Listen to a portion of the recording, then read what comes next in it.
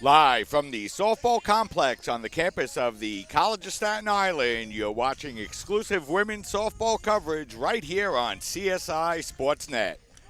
This afternoon, in a big non-conference matchup, the College of Staten Island will look to extend their all-time record winning streak of 19 games against a very tough Montclair State University Red Hawk team. Hi, everybody. I'm Mike Babuski here for afternoon matinee softball as the College of Staten Island coming into the game red hot here this afternoon, playing their best softball of the season. Get ready to take on a young and steadily improving Red Hawk team here this afternoon. The College of Staten Island coming into today's game with a record of 23-3, and as we mentioned, a team record-setting winning streak of 19 games. The College of Staten Island has not lost since March 12th against Franklin College in the games down in Orlando. So since then, they've gone on a winning streak of 19 consecutive games. They had a long, extended streak of not allowing an earned run and really coming into the game firing on all cylinders, coming off of a big win against Baruch College, which pretty much wrapped up the CUNYAC Conference for the College of Staten Island, as they now have a record of 10-0 in the conference and look likely to be seeded first in the conference playoffs, which will take place here right at the CSI softball complex. And that tournament will get underway for the College of Staten Island with the semifinals on May 5th, where the CSI Dolphins will be the number one seed. But a lot of softball to be played between now and then for the College of Staten Island as they're looking to continue on their winning ways and really look to step up regionally and nationally here over the next several games. And, the pressure starts getting turned up a little bit here on the Dolphins. A couple of big games here against a very good Montclair State University team here this afternoon. And then this Saturday afternoon, a real opportunity for the Dolphins to make a statement as they will travel to Bethlehem, Pennsylvania to play a doubleheader against Moravian College. So 4 big games coming up for the Dolphins between now and Saturday afternoon. And, if you're the CSI Dolphins, you want to continue doing what you've been doing all season long, and that's grinding out one good inning of softball after another, playing very solid, steady softball and really avoiding the kind of mistakes that can come back and haunt you, especially as the level of play continues to improve. We mentioned Montclair State coming into the game here this afternoon with a record of 17-13, and a change and a little bit of a turnover from some of those great Montclair State teams in recent past. But that this team is going to be loaded, going to be rebuilding quickly with a lot of good pitching and defense, and certainly a couple of big matches for the Dolphins here this afternoon as Montclair State coming in with a little bit of a winning streak of their own as they swept New Jersey City University on the road in their last games on Tuesday afternoon by final scores of 6-2 and 9-3. And this is a team also that just went down to Stockton last Saturday and split a pair with Stockton. So they're coming in and they're playing pretty well here this afternoon. It's going to be a very big test for the CSI Dolphins as they continue to grow and improve and really just play record-setting softball here as the Dolphins coming in with that record, as we mentioned, of 23-3 on the year. Trisha Rich is leading the team in batting, coming in batting .590 on the year. And, the pitching here for the Dolphins in 2016 is really taken this team to a whole new level as Jackie Cortella coming into the game 11-0 here this afternoon. And she'll be the game one starter for the Dolphins with a .3 ERA. And, these are just numbers that are off the charts for Cortella here this year as she just came out of the gate down in Orlando pitching the best softball of her career and has never let up as she's just allowed 3 earned runs in 70 innings of pitching and just 34 base hits. So Cortella allowing less than 1 base hit every 2 innings here in this 2017 season. So a big test here for Cortella and the Dolphins here this afternoon as they get to face a Montclair State Red Hawk team that is a storied rival of the Dolphins. These teams have battled each other throughout the years, a lot of heated contests and great softball games, and we expect nothing less than two great softball games here this afternoon as the Dolphins get ready to take on the Montclair State Red Hawks. And while we have a minute, why don't we get you the starting lineups for Montclair State here this afternoon as the Red Hawks coming into this afternoon's game with a record of 17-13 overall and 6-6 in the conference. So Montclair State playing fairly well inside their conference here this year. Of course,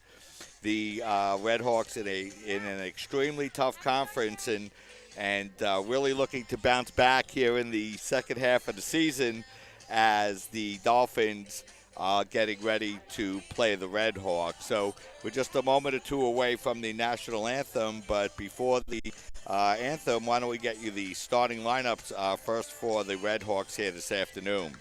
Kayleen Powers will lead off, and she'll play second base. Noel Hodgkins will be in right field. She'll bat second. Alina Radicic will be at third base. She'll bat third. The designated player tonight will be Valentina Scusi. Ali Wallach will be batting fifth. She'll be in left field. Blake Saperstein will be at shortstop. She'll bat sixth. Another freshman shortstop in the lineup for the Red Hawks. A lot of great freshman shortstops scattered throughout the region this year in 2017. Victoria Gehring will be in center field. She'll bat seventh. Samantha DiClemente will be the first baseman. She'll bat eighth. Elena Luna will catch and bat ninth. And on the mound for the Red Hawks here this afternoon will be Clara Louise. As we mentioned before, the Dolphins coming in to today's game with a 19-game winning streak on the year as they get ready to face the Red Hawks here this afternoon, and we're pleased to be joined by Samantha Flecker. Sam, a big game here this afternoon as the Dolphins face their rival Montclair State Red Hawks. Especially when on a 19-game winning streak, everything's on the line right now. Yeah, and you know, Sam, as these games go on and the season gets later and later, a little bit more pressure on the teams. How do players react to that as the season gets later and the games become a little bit bigger in scope? It's pretty much like these non-conference games are really going to get them ready for the season championship. So like the CUNY Conference, they clinched a season title just, I think, the win against Baruch. So for them to clinch the season title is really good because their Florida opponents really helped them out with that aggressiveness on the plate and on the circle and on defense as well. So it's all over, just all the non-conference games that they have really created a very tough team for them. And Samantha, the next two doubleheaders are at Montclair State this afternoon, and then Saturday against 8th ranked nationally Moravian College. And Sam, for this CSI women's softball team, they're looking to make a statement regionally and nationally. And for them to make that statement, they have to come out and play well in these next 4 games. They have to, 100%, and especially when they're number 8 Moravian College, that's a big game for them as well. If this CSI team could beat the number 8 Moravian College is incredible, and especially when this CSI team could be close to ranked as well, depending if they beat this team or not, and especially with their record this year. Yeah, and Montclair State, we mentioned, Sam, coming in with a 17-13 overall record and a 6-6 record in their very tough conference that they play here this afternoon. So, although it's not the Montclair State teams that win 40 games and lose just 3, still an extremely tough opponent. Yeah, 100%. This is going to be a very difficult game for the Dolphins, especially as well for Montclair State. And then when they have Moravian the next day, or when is it? 20th. So on Saturday. Oh, Saturday. I'm sorry, 22nd. So they have a very tough 4 games ahead of them, especially the 2 today and then the doubleheader the other day. You mentioned before, Sam, that the Dolphins already clinched the regular season CUNYAC title. So as far as conference play goes, they're pretty much getting ready for the tournament that starts in May. How does the team approach these big non-conference games after clinching and wrapping up the CUNYAC title? Literally just taking it one game at a time. They don't want to get ahead of themselves, looking forward to the CUNY champs or the championship game. They have to take it one game at a time, especially when it gets to big games like this, like Montclair Moravian, especially when a ranked Moravian team like that. You have to concentrate on this team first. And then tomorrow during practice, Coach Delaporto has to focus on them and what they specifically have to do for that one team. They can't do the same thing for every other team because every team is different.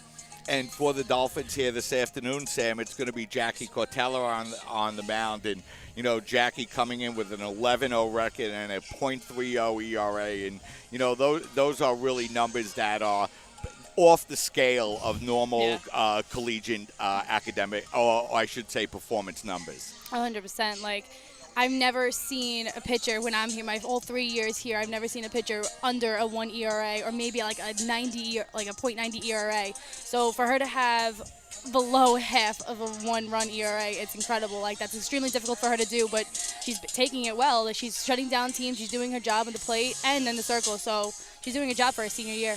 And, you know, Sam, this team has been getting such great performances out of all of their pitchers. And, you know, Nicolette Trapani and Allison Marr also pitching extremely well for the Dolphins. Allison Marr having a .87 ERA is also really well, especially when she took 2 years off.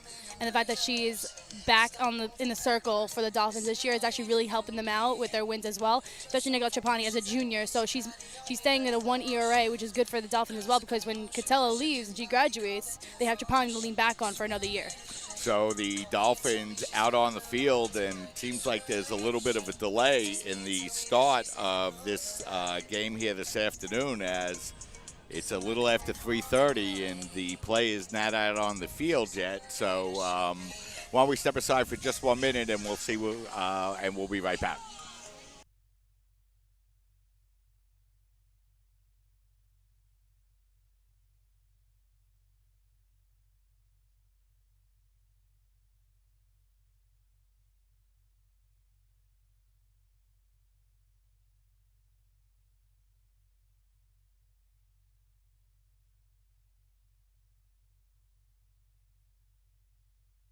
We're back, and there's just a little bit of a delay in the start of the game here this afternoon for the officials have just arrived in that Staten Island traffic. So just a moment or two away from the start of today's game. And, you know, we mentioned before, Samantha, a little bit of pressure on the Dolphins here, you know, the self-imposed kind of pressure, because this team has been playing so well all year long, and you know they want to continue it as the level of competition steps up.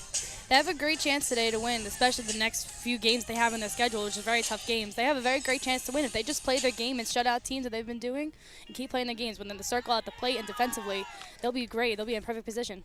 So the officials, having just got here, are now taking a look at the lineup cards and the bats as the College of Staten Island is getting ready to take on Montclair State. And the Dolphins coming off of 2 huge wins against Baruch, and you know they were the kind of games that were really no doubters. And for the College of Staten Island, they just continue to roll on.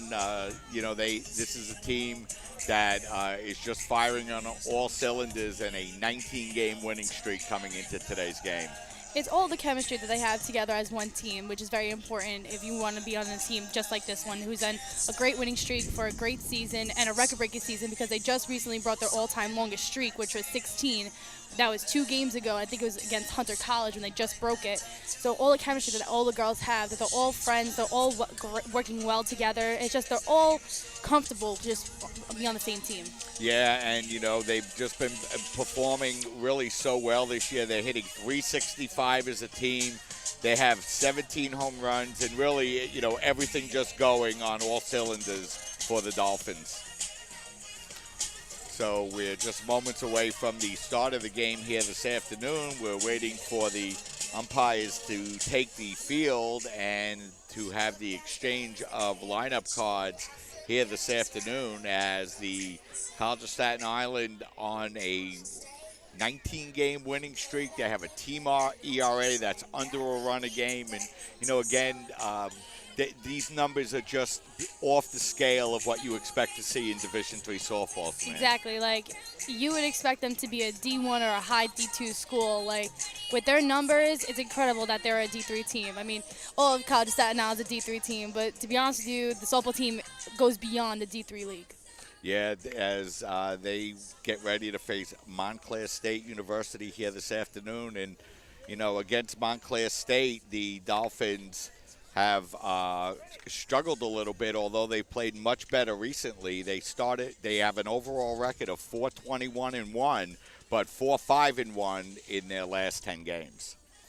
If you look at Montclair's last few games, they lost to Stockton, 2-4. Where Seaside did a doubleheader sweep with Stockton, which was very unexpected because Stockton is supposed to be a very, very good team as well. So that was another huge win for the Dolphins. So they have a very good chance this year. Yeah, they really do. As the Dolphins have been lined up along the third base line for quite a while. The exchange of lineup cards finally about to be completed as the Dolphins get ready to face the Red Hawks here this afternoon. And we're going to step aside and take a break here for the national anthem, and then we'll be back to bring you the start of this afternoon's game as you're watching non-conference doubleheader softball coverage right here on your voice of CSI Sports, CSI Sportsnet, CSIDolphins.com.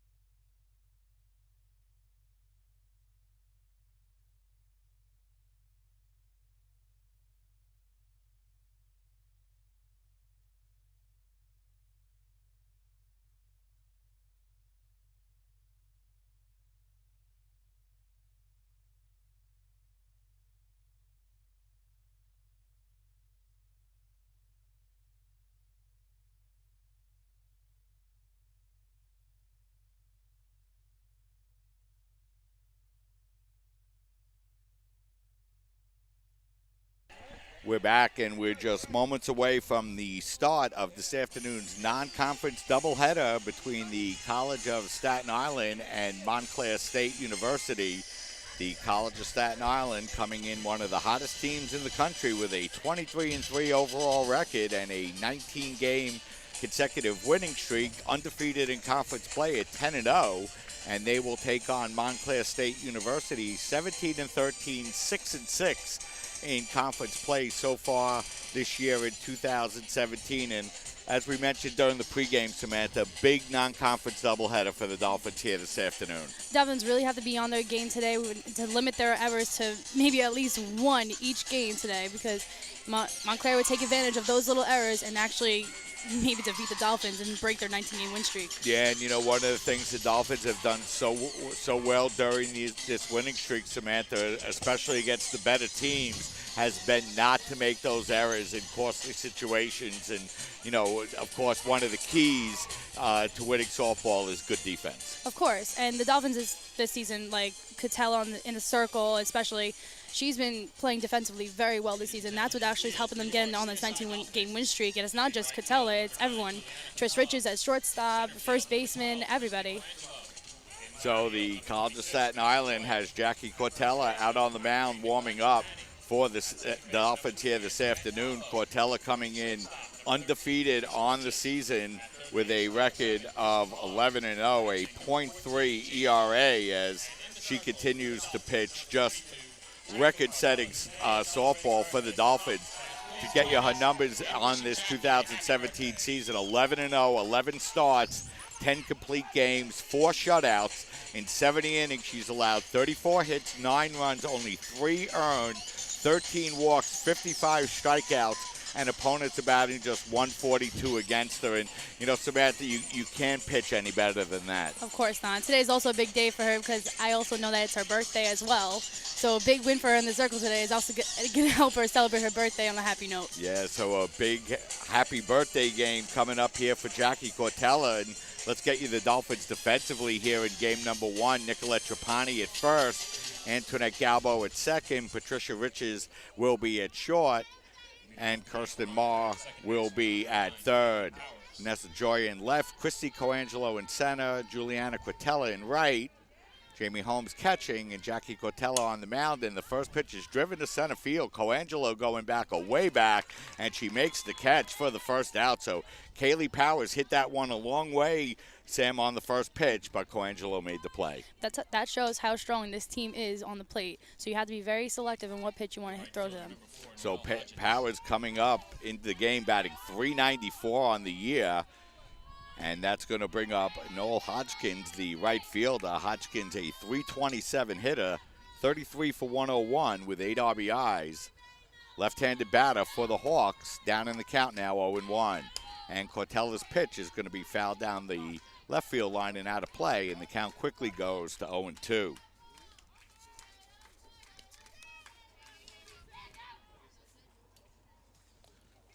Dolphins just with 24 errors, Samantha, in 26 games, so that's a very good defensive number. That's about a 1-error game, or maybe even a little bit less than that. So that's actually pretty incredible softball right there. Yeah, good. Dolphins playing good defense here this year. And Hodgkins takes the ball. The count goes 1-2, and the pitch is going to be swung, grounded toward third. It's a fair ball. Marr gets up, and the throw will not be in time. So Hodgkins able to beat that one out. It was a nice diving play by Marr going into the hole, Sam, but she couldn't get up in time and get the ball over to get the speedy Hodgkins at first base. I don't know. I thought that ball was going to go foul. She didn't touch it. Because I thought that ball was going a little too far left to go out of the third baseline. As that's going to bring up the third baseman now for the Red Hawks, Elena Radicic. Radicic, another freshman for the Red Hawks in the starting lineup here this afternoon, and she fouls that one back to the screen, and that's going to even the count up at 1-1.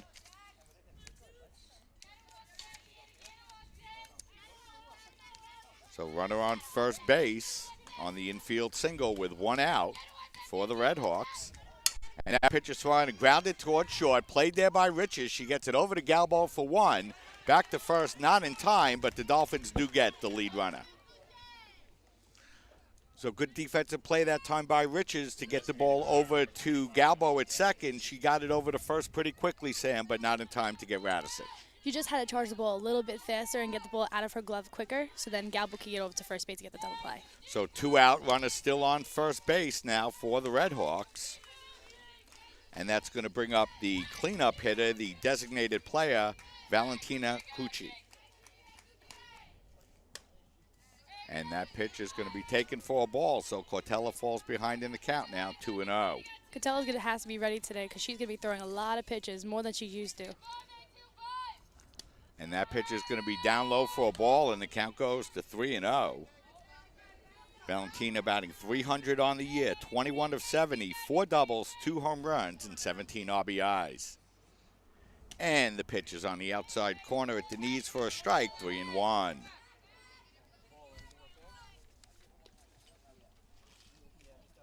Three balls, 1 strike, 2 out, 1 on for the Redhawks, and that's going to be down low for a ball 4. So only for the 14th time this season, Cortella issues a base on balls, and that's going to put a runner in scoring position with 2 out, first and second with 2 out, and that'll bring up Ali Wallach, the left fielder. Cortella's wind and the first pitch is taken for a strike, 0-1, and Sam, not used to seeing a couple of base runners on against Cortella early in a ball game. Like we said, Montclair is a very difficult team to beat, especially how powerful they are, and they're actually very good base runners. As that is going to be a swing and a miss, and she now falls behind in the count, 0-2. Ali batting .250, just 5 of 20 in limited plate appearances, a double and 2 RBIs in the 0-2. Is swung on, grounded slowly towards first, played there by Trapani, and she'll step on the base for the final out of the inning. So for the Redhawks in their half of the first, no runs, a hit, a walk, 1 left, 1 half inning in the books with the score. Redhawks nothing, Dolphins coming to bat. We'll step aside, take a break, and we'll be right back.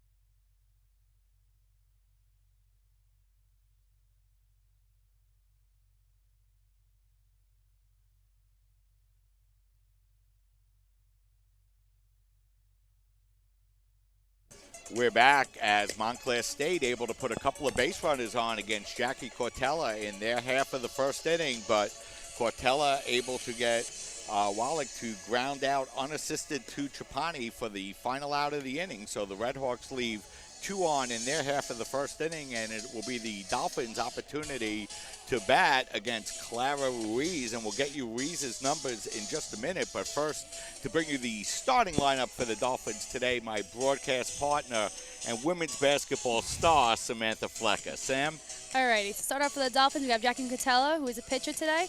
Then we have second baseman Antoinette Galbo batting second. Then shortstop Patricia Riches. Then we have Vanessa Joya, Chrissy Colangelo following Joya. Asha Notaro as the designated hitter. Jamie Holmes is the catcher. She'll be batting 7th. Kristen Marr is batting 8th. Juliana Cortella is batting 9th. And Nicola Trapani is batting 10th. So they will face Clara Ruiz as Cortella takes the first pitch for a strike, 0-1. The wind, and that pitch for Cortella is blooped down the right field line, running over in foul territory. And making the catch will be the right fielder Hodgkins. So Cortella will foul out to right for the first out. 1 up, 1 down, and that will bring up the second baseman, Antoinette Galbo. Galbo batting .368 on the year, 28 of 76, 7 doubles, a triple, and 18 RBIs. As she bloops that one into right field, and once again, an opportunity for Hodgkins to make the catch. So on 3 pitches, 2 quick outs for the Dolphins, Sam. I think the Dolphins are being a little too aggressive at the plate. Since this is the first inning, you want the pitcher to actually throw a couple pitches and actually see what she has to offer. By swinging at the first 2 or 3 pitches, it's really not going to give you an insight of what she's going to throw. So 2 out, nobody on, and that'll bring up Patricia Riches. Riches, one of the top batters in the nation, a .590 batting average, 49 of 83, including 10 doubles, 3 triples, 4 homers, and 36 RBIs. Fantastic numbers here for Riches. And the 1-0 pitch is going to be taken for a strike, and that'll run the count now to 1-1. I think it's incredible how she has almost a .600 average as a freshman. let's get you Ruiz's numbers here, as this is going to be her 4th appearance and her first start. She's pitched just 4 innings, allowed 5 hits, struck out 2. Opponents batting .294 against her, so a big opportunity for a start here for Ruiz, the freshman from Wanton, New Jersey. And the pitch is swung on and fouled up over the screen, out of play, and that's going to have the count stay at 1-2. Defensively for the Red Hawks, it'll be Samantha DiClemente at first, Kaylee Powers at second, Blake Saperstein at short, Alana Radicic at third. As Ruiz winds, and the pitch just off the outside corner for a ball. That'll run the count even to 2-2. Ali Walick is in left field, Victoria Gehring in center, Noel Hodgkins in right, Elena Luna is behind the plate, and Clara Ruiz on the mound as Riches lines that one to shortstop. But right there is Saperstein for the final out. So the Dolphins go in order in their half of the first inning. Nothing across. 1 inning in the books with the score. Dolphins nothing, Red Hawks nothing. We'll step aside, take a break, and we'll be right back.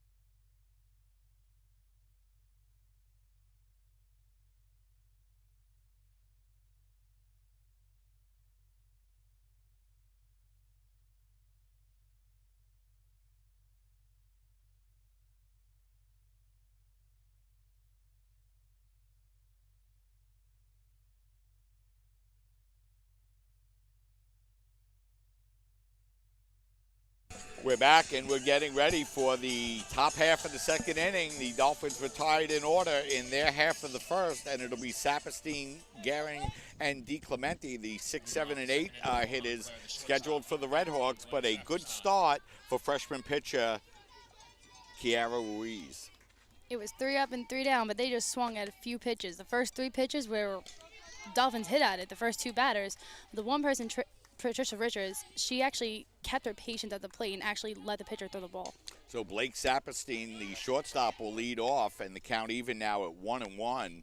Saperstein, another freshman in the starting lineup for the Red Hawks here this afternoon, batting .312, 29 of 93, 4 doubles, a triple, and 19 RBIs as she swings through that pitch and falls behind in the count now, 1-2. They seem to have a very young team, a lot of freshmen. Yeah, a lot of turnover on this Red Hawk team.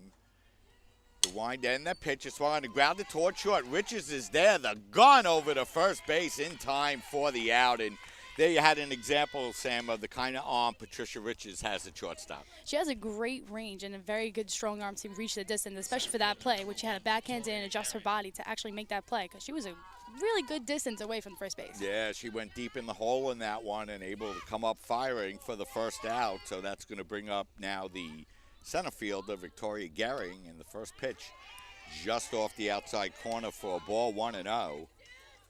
Victoria batting .275. She's 22 for 80 with 2 doubles, a homer, and 6 RBIs. And that 1-0 pitch is going to be fouled back to the screen, and the count's going to even up now at 1-1.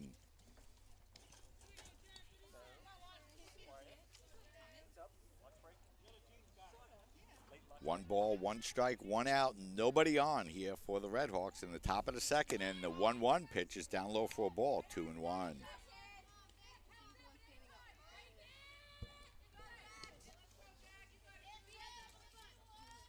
Cortella looking in for the sign now. And the 2-1 pitch is skied up in the air toward the Red Hawk dugout. Coming over is Trapani, and she makes the catch right next to the fence for the second out. Nice defensive play that time by Nicolette Trapani. It was very aggressive, especially for a first baseman. You got a lot of range cover, especially when you're the only person on that side, especially with the dugout right there as well. So she made a great aggressive play going towards the fence. So that's going to bring up now the first baseman, Samantha DiClemente. DiClemente batting .260 on the year. And takes the first pitch. I think it was a ball, 1-0. The wind and the 1-0 is fouled back to the screen, 1-1. Samantha 20 of 77 with 4 doubles and 8 RBIs.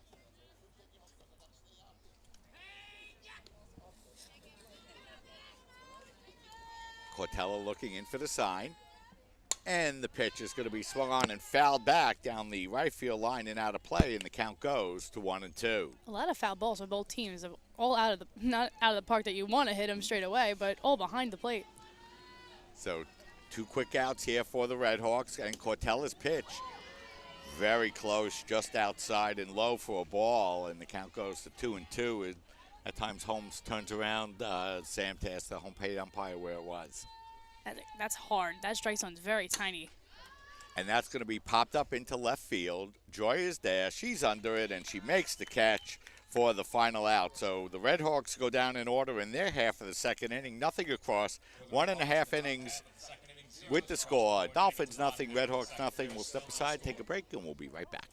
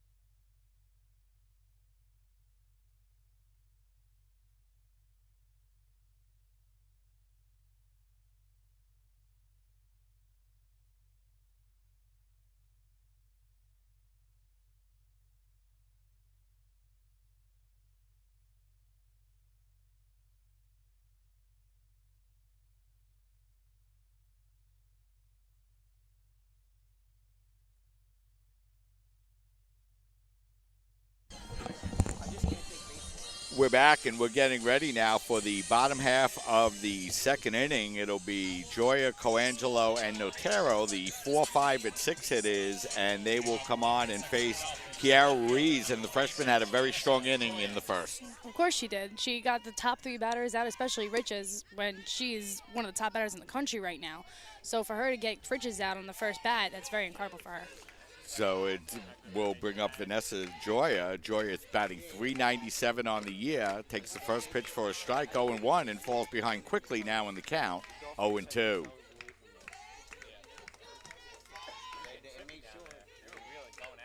The wind and the 0-2 pitch to Joya is inside for a ball, 1-2. Looks like she wanted to hit that, because if I remember Joya, she always loved to hit those high balls.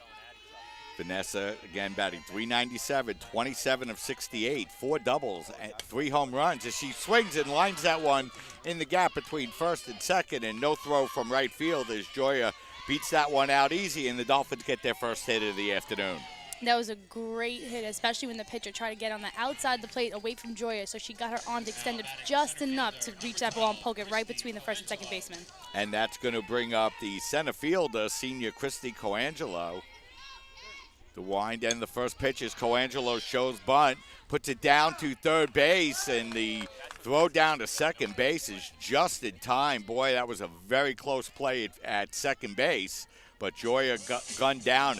Great defensive play that time by the Redhawks. You usually don't see a player gun it to second. It's usually for a sack bunt just to get the out at first. You don't usually see people just throw it down to second, because that's a risky play. Yeah, it was a risky play, but when it works, it's a very good play, so that keeps the first run of the game out of scoring position with 1 out now. Coangelo will go down to first base, and that'll bring up Ashley Notero. Notero, the designated player, batting .323. Takes the first pitch for a ball, 1-0, and the pitch is going to be fouled back to the screen, and the count goes to 1-1. So gutty defensive play by the Redhawks keeps the Dolphins' potential go-ahead run out of scoring position, and that pitch is inside for a ball, 2-1, and that's such a gutty play, Sam, because if you don't make it, there's 2 runners on and nobody out. Exactly, and especially if you miss the ball going to the outfield without any backup, that could be potentially a run or to advance to third base. The wind and the pitch to Notero is swung on and grounded to second. This time just one play. That'll be to first base. So Notero will ground out 4-3. Colangelo will go to second with 2 out now, and it'll take a 2-out hit from the Dolphins, and it'll bring up catcher Jamie Holmes. Jamie Holmes is actually very capable of bringing in this run for the RBI. She's having a great season, just like Rich is as a freshman to bring this run. Yeah. Jamie coming in tied for the team lead with Riches at 4, batting .259 with 4 homers and 17 RBIs. And she fouls that one back to the screen, and the count goes to 0-1.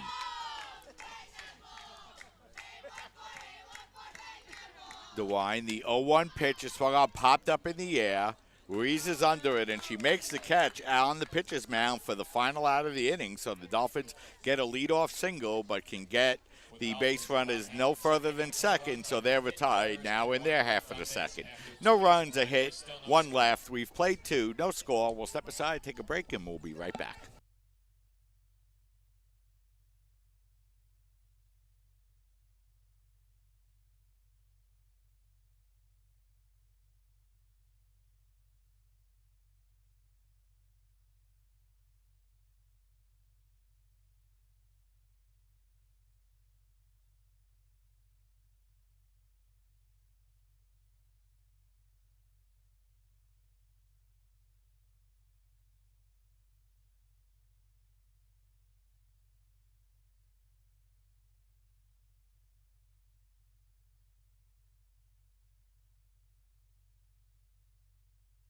We're back, getting ready now for the top half of the third. No score for either team. Both teams with 1 hit apiece, and Samantha threw the first 2 innings, a very well-pitched game. Of course. Both teams are also being very aggressive at the plate, getting a few hits, especially when they both have 1 hits all around. But the pitchers are doing their job. Catella and I believe the pitcher's name? Kiara Ruiz. Yeah, there it is. I'm sorry. But they're both doing a really good job today, especially with the defensive plays. That's the reason why they only have 1 hit and no runs. Yeah, so Ruiz coming out, making her first start of the year for the Red Hawks here in 2017, as she had pitched just 4 innings coming into the game here this afternoon, but gets her first start. So certainly tells you the level of confidence that the coaching staff, especially Anita Kubicka, the head coach, have in her, as that the first batter here in the third will be Elena Luna. Luna, the catcher for the Red Hawks, coming into today's game. And batting ninth, batting just 138, 8 hits in 58 at-bats, and she takes that pitch for a ball, and the count goes to 1-1. You could tell the Montclair head coach had great confidence in this freshman pitcher, especially starting against one of the top teams, CSI. Yeah, and it's her first career start as Luna fouls that one back up over the screen and out of play, and Luna now down in the count at 1-2.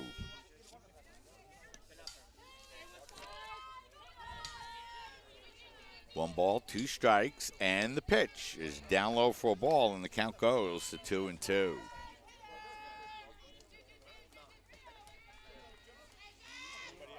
Portella looking in for the sign. The 2-2 pitch is swung on and fouled back once again out of play, and the count holds at 2-2.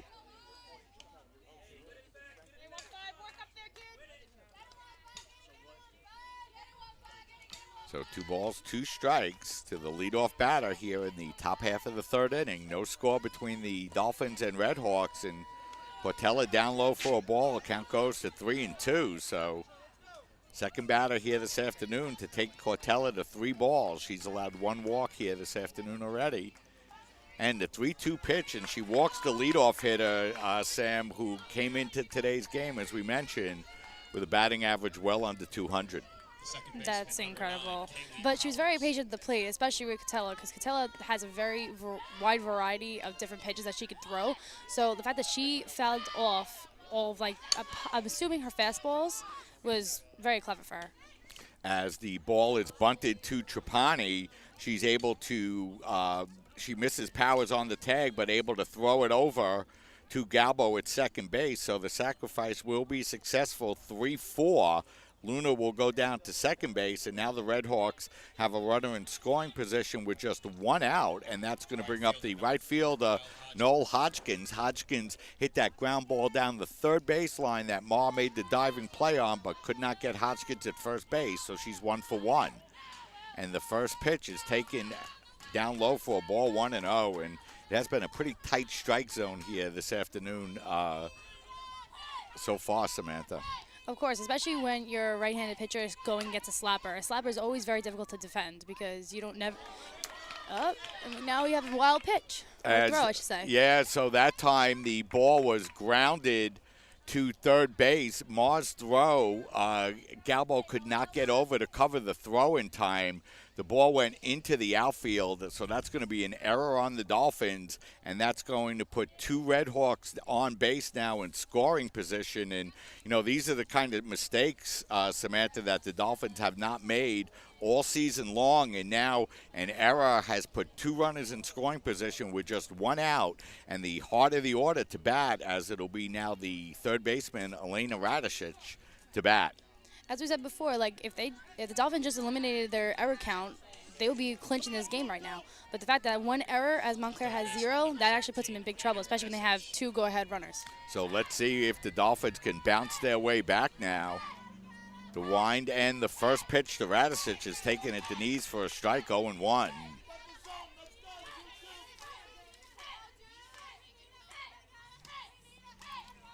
The wind and the 0-1 is swung, and that's blooped into right field. If that's fair, it's trouble, and it's just foul down the right field line. So the count on Radicic now goes to 0-2.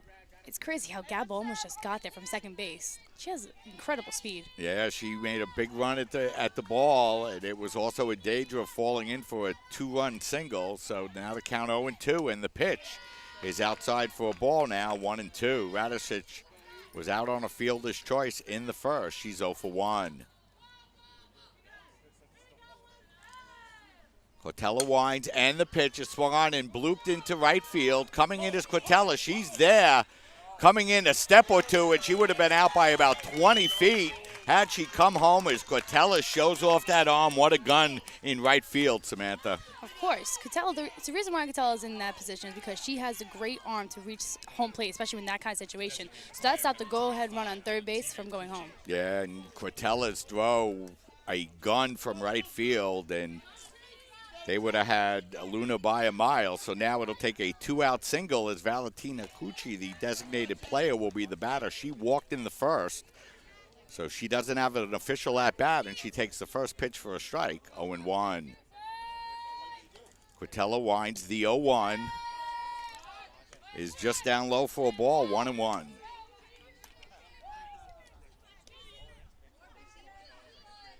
One ball, 1 strike, 2 out, 2 on here for the Red Hawks in their half of the third, and that pitch is just down low for a ball, 2-1. And, you know, that's a pitch Cortella's really used to getting, Sam, and she's not getting it here this afternoon. Different umpires have different kind of strike zones, so this umpire definitely has a smaller strike zone than what Cortella's used to. And that pitch is down low for a ball, and now Jackie falls behind in the count, 3-1. And is 1 pitch away from loading the bases. Cortella winds, the 3-1 pitch is outside for a ball 4.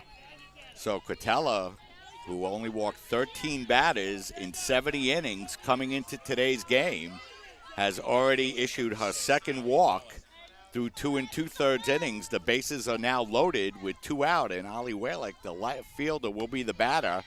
And the first pitch is taken for a ball 1-0, and boy, this is an awful tight strike zone here this afternoon, Sam. You think? This girl can't get a strike. So 1-0 the count. This is where CSI's defense is really going to come into play, especially pitching. Yeah, well, you know, the first priority's got to be, though, to get strikes in as Cortella winds, and the 1-0 is now down for a ball, and now she's down in the count 2-0 and really needs to throw a strike here. Especially for a pitcher, you can't have that mentality be like, I can't throw a ball, can't throw a ball. You can't aim it. You have to just throw it. The 2-0 is a swing and a miss, and that's going to run the count to 2-0 as the Red Hawks have loaded the bases without a base hit here in this third inning. The wind and the pitch is swung on, foul back to the screen, and now Cortella's battled her way back in the count to even it up at 2-2. She's capable of fighting her way back. Going down 2-0, 3-0, that doesn't scare her. She can get her way back easily, just like she just did. So big pitch here in the game. The 2-2 pitch is swung on and fouled back, and the count holds at 2-2. And Montclair State doing a very good job this afternoon fouling off those 2-strike pitches. It's what led to the leadoff walk for Luna here in the top half of the third. So in the third inning, Gatella had to throw close to like 40 pitches. The wind and the pitch is swung on and fouled back once again, so the count holds at 2-2.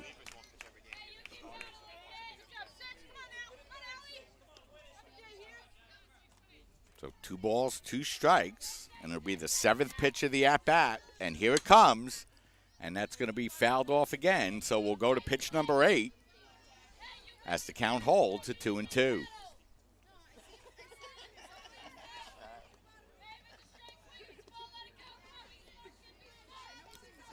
Two balls, 2 strikes. Here comes the pitch. Breaking ball is outside for a ball, and now the count goes full to 3-2, and Cortella's got to make sure she throws a strike here. Has to be smart with the pitch selection. And here comes the 3-2 pitch, and it's going to be fouled off once again. So a great at-bat here.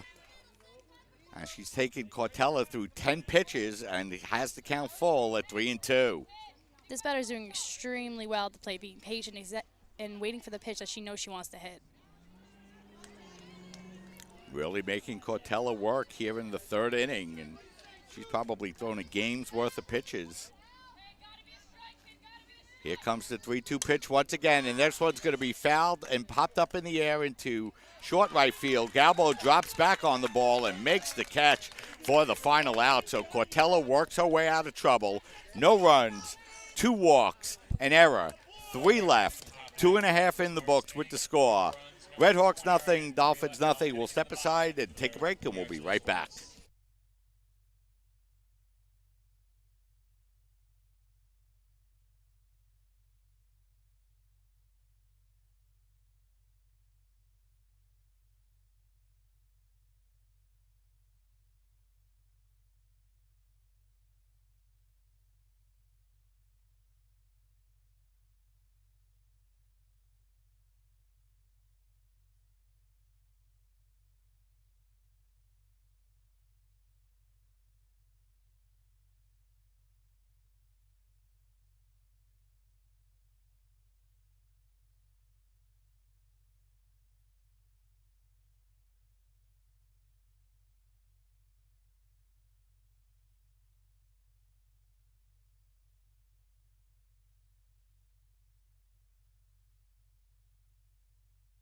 We're back getting ready for the bottom half of the third inning, and Samantha Jacqueline Cortella really had to work her way out of trouble in that inning as the Redhawks had second and third base with just 1 out here. But Cortella does a great job getting Radishich to fly out to right field, and then after Cucci walks, a very tough at-bat by the left fielder, Ali Wallach, but eventually Cortella won that battle as she popped out to Galbo at second. And that was a big battle for her to win, to stop Montclair from getting on the board. So, as you can see, that she's a very capable of just getting these outs on her own. So it's going to be 8-9-1 for the Dolphins. Ma, Cortella, and Cortella as the Dolphins. No score against Montclair State, and that pitch is going to be taken for a strike, and that's going to even the count up at 1-1. Kirsten coming in batting just 143 on the year, 3 of 21 with a homer and 3 RBIs as that pitch is up high for a ball. And now it's going to be Ruiz falling behind in the count to Ma, 2-1. The wind and the pitch is going to be down low for a ball. And Ruiz goes 3 balls on a hitter for the first time this afternoon as she falls behind in the count, 3-1. The wind to 3-1. It's going to be foul back to the screen, and that's going to run the count full to 3-2.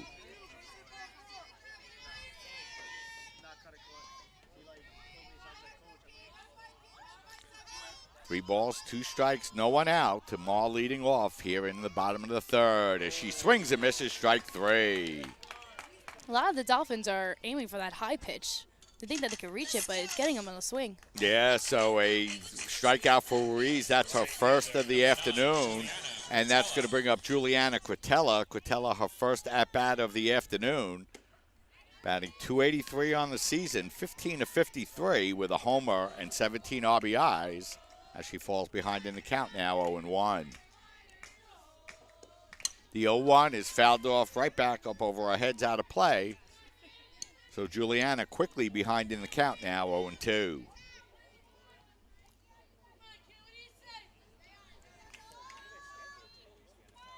Ruiz looking in.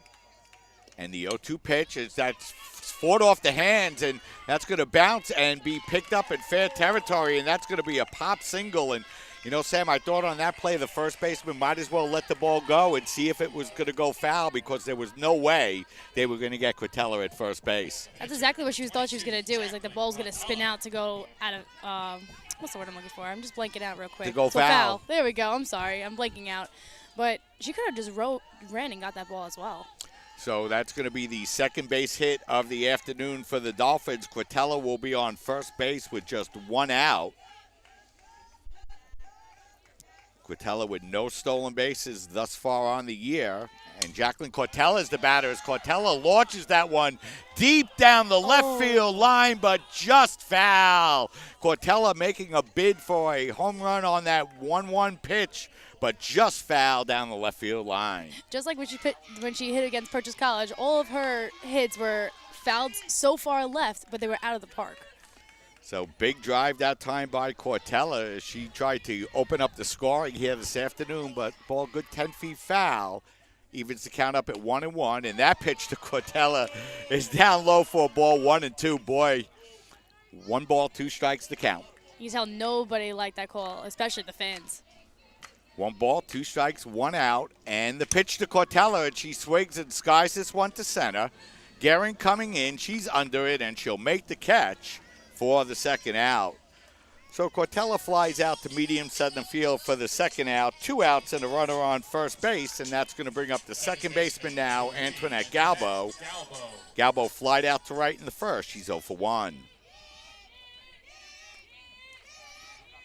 Ruiz winds, and the first pitch to Galbo is going to be off the fist, and coming in will be the third baseman Radishich to make the catch for the final out. So for the Dolphins in their half of the third inning, no runs, a hit, 1 left, 3 in the books, no score. We'll step aside, take a break. You're watching softball coverage right here on CSI Sportsnet, CSIDolphins.com.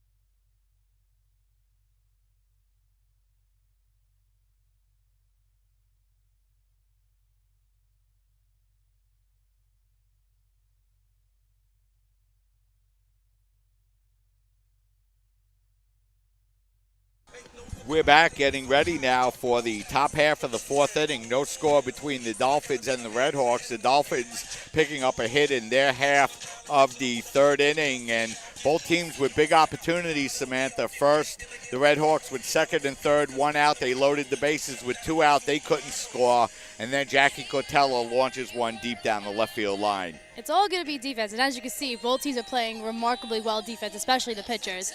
It's literally old versus the new, a senior versus a freshman, and see who wants it more. And supposedly Jackie would always want it more because she's a senior compared to a freshman, but you never know. This freshman's making her first start of the season. She might want it more at this point. So it's going to be Montclair State leading off here as Saperstein swings and pops up the first pitch. Cortella comes in front of the pitcher's circle, and she makes the catch for the first out. So 1 up, 1 pitch, 1 down here for the Redhawks in their half of the fourth inning, and it's going to bring up the center fielder, Victoria Guerin. Guerin fouled out to first base on that nice play by Trapani in the second. The wind and the pitch is going to be taken on the outside corner for a strike, 0-1. That was a pitch Cortella was trying to like get the strike zone, and she finally found it.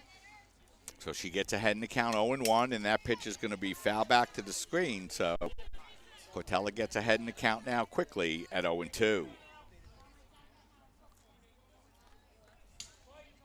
Exactly the kind of game you'd expect between these two teams here this afternoon. And the 0-2 pitch is going to be swung on and lashed off of the facing of the Red Hawk dugout and out of play, and the count will hold at 0-2. First of two here this afternoon. The Dolphins coming in with a 19-game winning streak, and the 0-2 pitch is going to be up high for a ball, 1-2.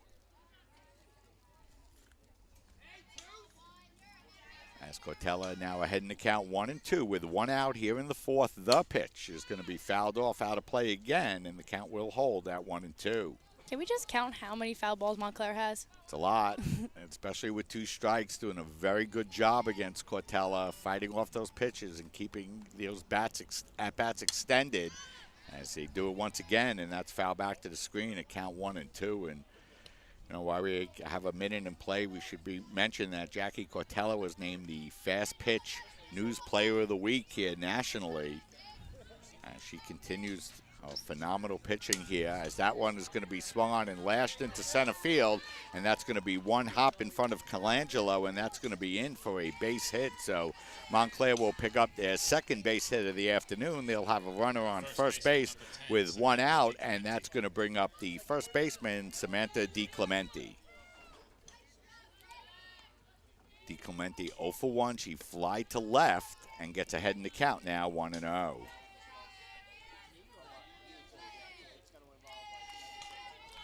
Montclair State with base runners in every inning so far but the second. They have a runner at first base and one out as DiClemente swings through that pitch and evens the count out at 1-1.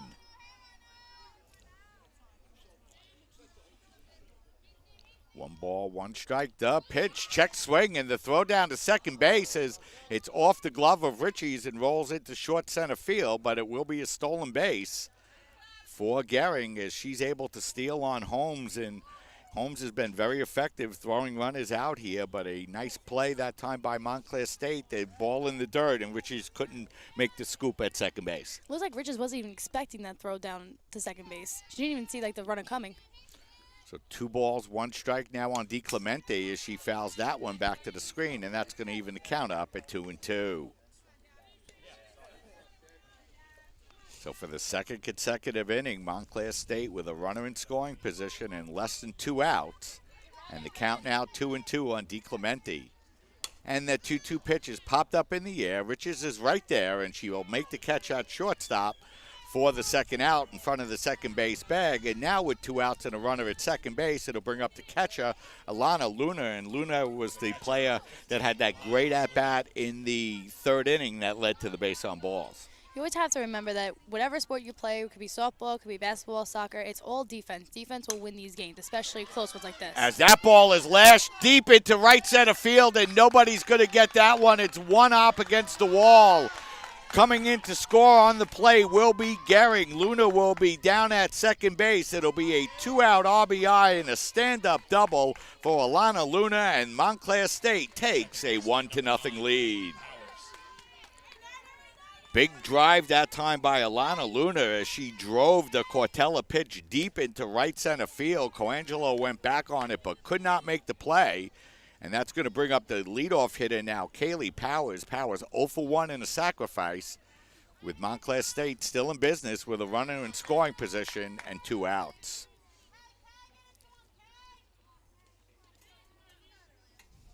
For Luna, that's going to be her 4th double and her 3rd RBI of the year, and that pitch is a check swing down low for a ball, and the count goes to 2-1.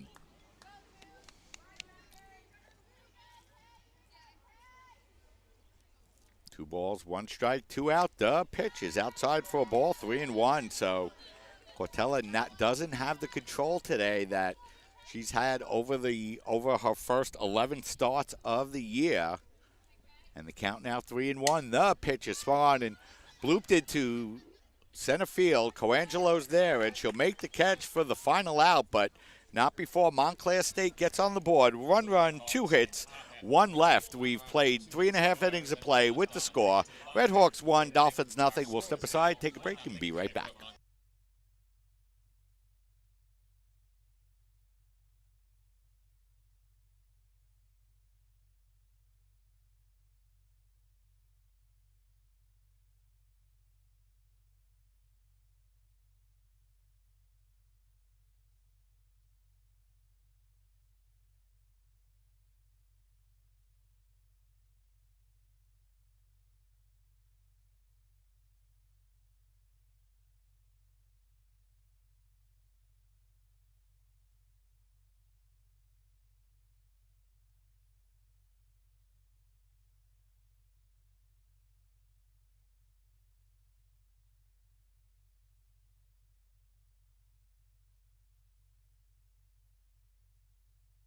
We're back, and we're getting ready now for the bottom half of the fourth inning. The Dolphins trail by a score of 1-0. And, Sam, the Red Hawks have been knocking and knocking on the door, able to break through with the first run of the game on that big two-out double by Alana Luna.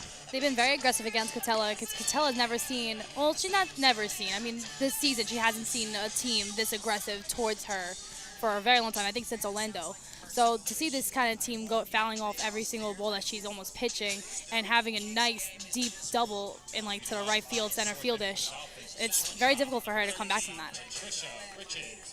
So it's going to be the 3, 4, and 5 hitters for the Dolphins here in their half of the fourth inning, trailing 1-0. Riches, Joya, and Coangelo, as they will face Kiara Ruiz. And the first pitch to Riches is taken for a strike, 0-1. One thing about Riches is that she is very patient for a freshman. You see a lot of freshmen very eager, but she's very patient at the plate. The 0-1 pitch is swung on, and that's blooped into short right center field. Coming on quickly is going to be the right fielder, and Hodgkins makes the play for the first out. So the dangerous Richies is retired on a fly ball to short right center field for the first out, and that'll bring up Vanessa Joya. Joya has one of only 2 Dolphin hits here this afternoon, and she's 1 for 1. And the first pitch is down low for a ball, 1-0.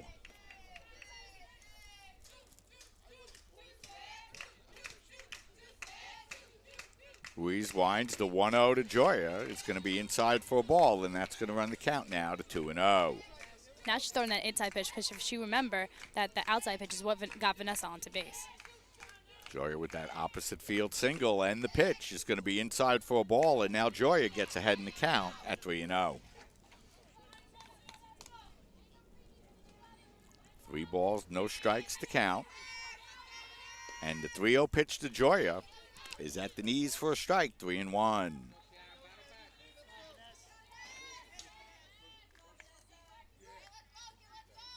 Ruiz looking in. Here comes the 3-1 pitch. It's swung on and grounded hard towards second base. Going to be played there by Powers, and she gets it over to DiClemente for the second out. So Joya gets in ahead of the count, 3-0, but grounds out the second on the 3-1 pitch for the second out. 2 up, 2 down quickly here for the Dolphins in their half of the fourth inning, and it'll bring up Christy Coangelo. Coangelo attempted to sacrifice, but she was unsuccessful in the first. She's 0 for 1, and she swings at the first pitch and pops that up, and making the play in fair territory will be the first baseman, DiClemente, for the final out. So the Dolphins go down quickly and quietly in their half of the fourth inning. 3 up, 3 down, nothing across for the Dolphins. 4 complete in the books. Montclair State 1, Dolphins nothing. We'll step aside, take a break, and we'll be right back.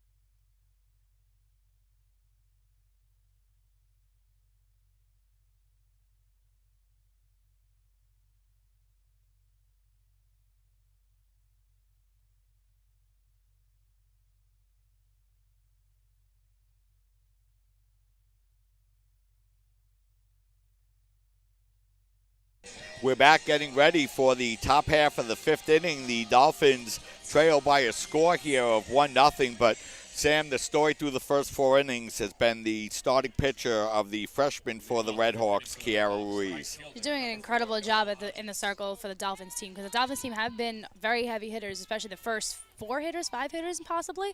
So the fact that she's getting them out on the first swing or foul balls or anything that they'll have 0 across the boards is incredible. Yeah, and the Dolphins with just 2 hits this afternoon. One was a opposite field ground ball single by Vanessa Joya, and the other one was really just a pop fly that none of the infielders came in to the first baseman didn't come in and play and just picked it up at fair territory. Those are the only 2 Dolphin hits here this afternoon as Hodgkins the batter now. The count even at 1-1, and she swings it, grounds it to second. Played there by Galbo, and she gets it over to first base in time for the first out of the inning. So the Dolphins keep Hodgkins off of base for the first time here this afternoon. She had singled and reached on an error. And with 1 out and no one on here, it'll bring up the third baseman, Elena Radicic. Radicic 0 for 2. As she swings and grounds that off of the glove of Quintella, it goes over to Riches, and Riches is able to gun it over to first base in time for the second out. So 1-6-3 on the putout here. Nice play by Quintella to knock that ball over to Riches, able to get it over to first. Well, that's what we talk about when we say that the pitcher always depends on their team to back them up. And right there was a spitting image of backing up the pitcher. As that's going to bring up Valentina Cucci. Cucci walked in both of her at-bats today. So she's been on base twice. And the pitch is swung on and fouled back up over the screen and out of play. That's going to even the count up at 1-1.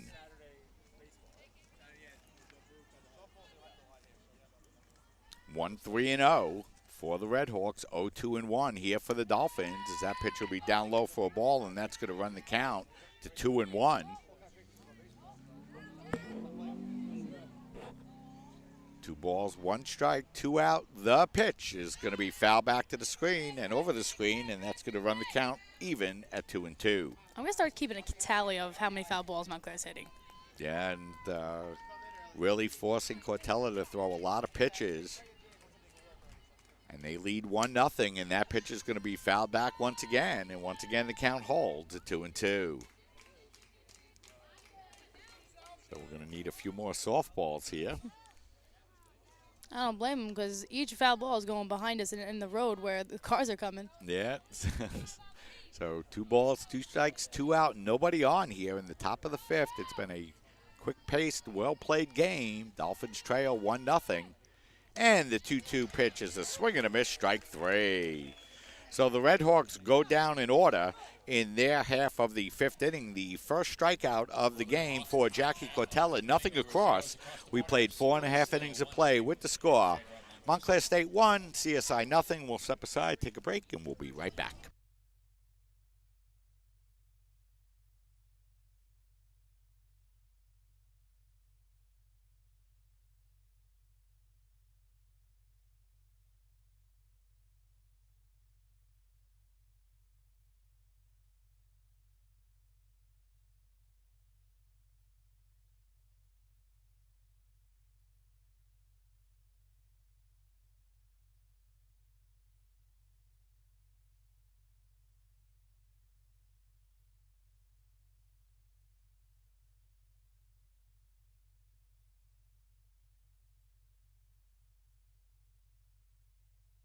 We're back getting ready for the bottom half of the 5th inning, and the Dolphins with just 2 hits on the afternoon, Sam, and trail by a score of 1-0.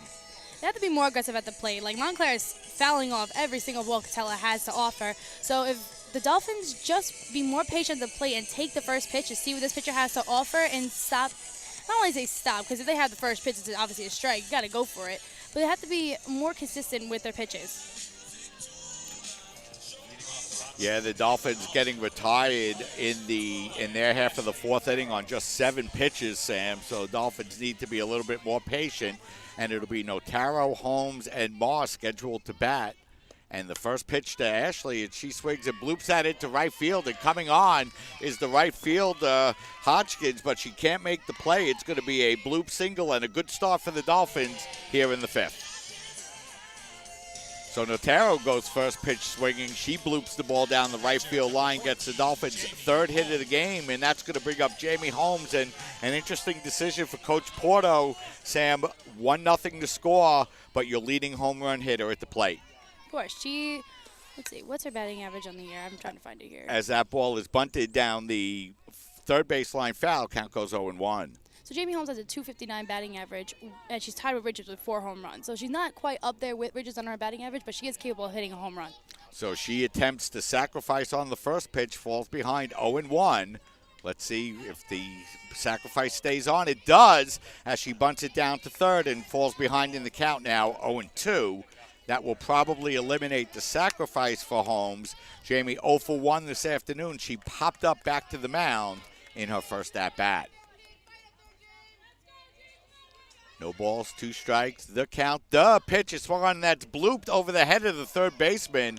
Radishich made a nice attempt at the ball, but it just goes over her head. So Holmes stays alive down in the count at 0-2. It seems to like that every Dolphin pitcher always falls for, I'm not sure what pitch is called, but I always call it a riser because it always like looks like a fastball, but it rises up on you. They're falling for that, and they're just getting right on, like under it, just for it to pop up in the infield. Yeah, it's always a pitch that looks really good coming at you, but very difficult to hit effectively. And Holmes takes that pitch high for a ball. Count now 1-2. And the 1-2 pitch to Holmes is up high for a ball, so Holmes has battled her way back in the count to even it up at 2-2.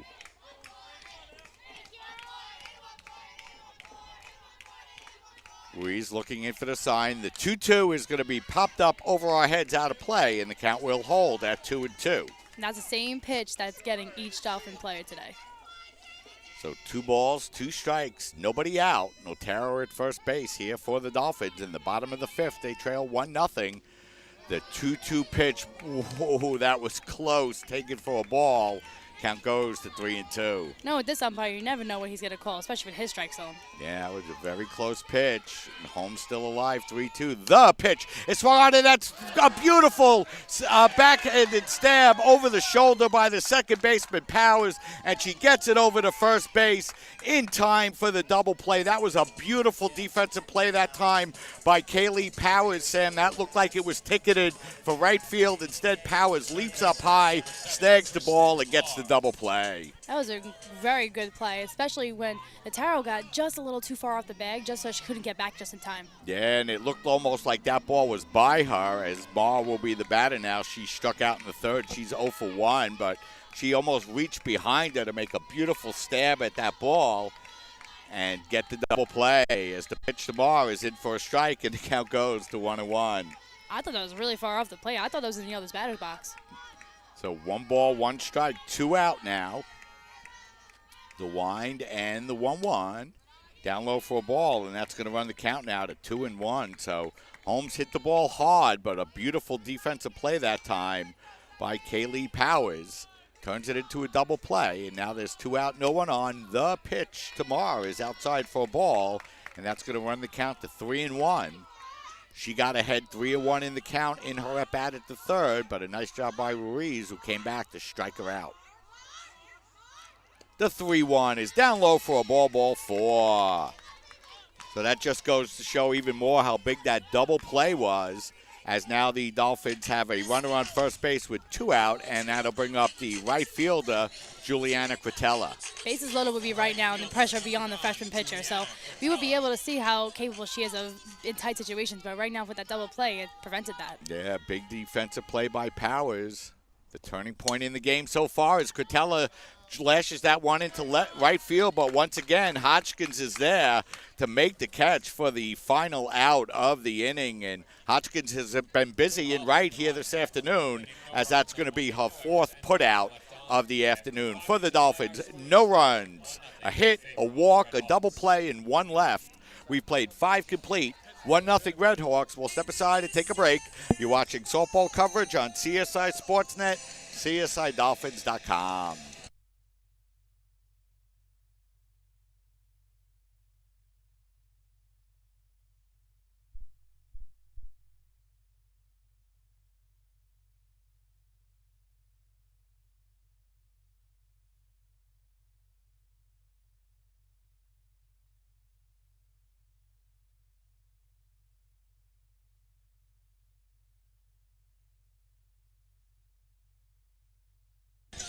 We're back getting ready now for the top half of the 6th inning. The Dolphins trail by a score of 1-0. And, you know, Samantha, they say softball is a game of inches, and we've certainly seen it here this afternoon. Jackie Cortella's long fly ball with a runner on, hooks just foul. Jamie Holmes, a line drive single with a runner on first base and no one out, but a great defensive play by Powers. So Montclair State doing a good job defensively, and they lead 1-0. It just looks like the Dolphins just can't get comfortable at the plate today. It looks like they're struggling. Like they can't find the strike show in the right place. As it's going to be Saperstein leading off, and she's going to pop up to Galbo on the first pitch. So on the 88th pitch of the afternoon for Jacqueline Cortella, she records the left fielder Ali Wallach on just one pitch, and with one out and nobody on, that's going to bring up the shortstop, Blake Saperstein. Saperstein 0 for 2, grounded to short, and pop back to Cortella. She's 0 for 2. The 1-0 by Cortella is down low for a ball, and that's going to run the count now to 2-0.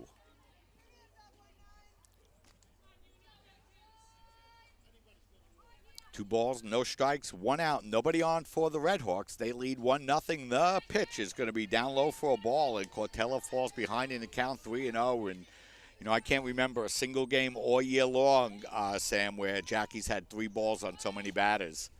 And that pitch is going to be taken for a strike, 3-1. Good job of hitting by the Redhawks here in Game 1 against Cortella. She pours that one in for a strike, and that's going to run the count to 3-1. And the 3-1 is popped up in the air. Galbo on the edge of the outfield grass, and she makes the catch for the second out. So 2 pop-ups to Galbo here in the top half of the 6th. All of the action for both teams is on the right side of the field. Like left fielder Vanessa Joya and then Ali Willick for Montclair is just having a tea party out there. They're just enjoying their time. So it's going to bring up the center fielder, Victoria Gehring. Gehring singled with 1 out, stole second, and scored the only run of the game on that 2-out double by Alana Luna. So she's 1 for 2 with a big stolen base and run scored this afternoon. That ball's bunted back to the mound, played there by Cortella on a couple of hops. She'll gun it over to Trapani in time for the final out of the inning. So Gehring tries to bunt away on, but she's thrown out 1-3 for the final out here in the 6th inning. 7 in a row for Cortella. We've played 5.5 innings of play with the score. Redhawks 1, Dolphins 0. We'll step aside, take a break, and we'll be right back.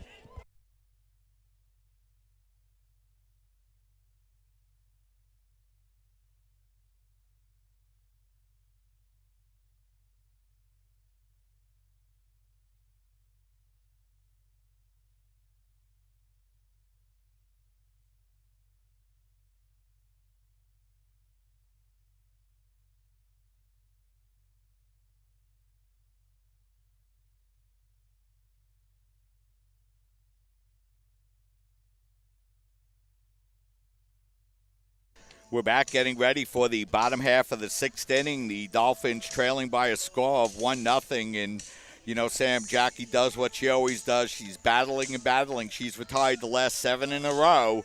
But the Dolphins need a run as they trail by a score of 1-0. And Jackie will have something to say about it as she'll lead off here in the bottom half of the 6th. I'm trying to remember the last game that Jackie had close to 90 pitches, a little over 90 pitches in 6 innings. Usually she averages 90 pitches or maybe a little less in 7 innings, or in the Dolphins' case, 5 innings. Yeah, the Redhawks have done a great job hitting against her here this afternoon. They lead by a score of 1-0, and a big opportunity here for the Dolphins as it'll be 1, 2, and 3.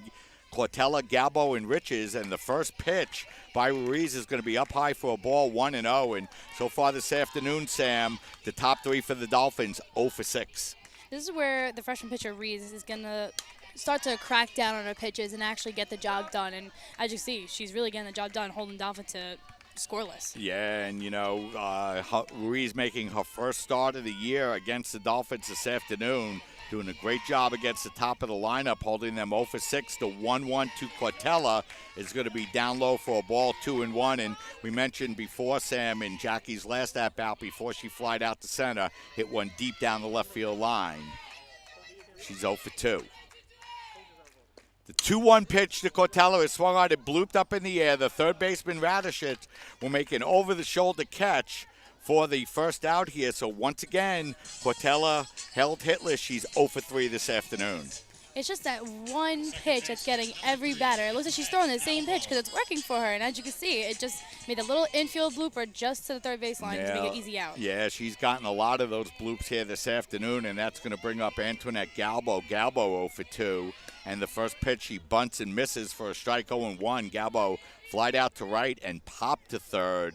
She's 0 for 2 as Ruiz pitching a tremendous game for the Red Hawks here this afternoon. The wind and the pitch to Galbo as she chases a high one and fouls it off, and the count goes to 0-2.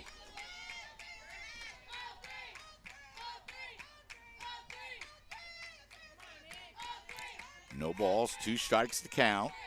And here comes the 0-2 pitch. Is a swing and a miss, strike 3 as she got a piece of it, but a nice job by Luna to hold on for it. And, that time I think, Sam, that Antoinette chased 2 pitches out of the strike zone on strikes 2 and 3. If you're a 2-hitter, you never want to go for those high balls because there's a very slim chance of you hitting them or very slim chance of you getting on base. So that'll bring up Patricia Riches. Riches 0 for 2, line to short and fly to right, and she swings at another lazy fly ball into right field as Hodgkins is there, and she makes the catch. The Dolphins down quickly and quietly in their half of the 6th inning. Nothing across for the Dolphins, 6 complete in the books. Red Hawks 1, Dolphins nothing. We'll step aside, take a break, and be right back.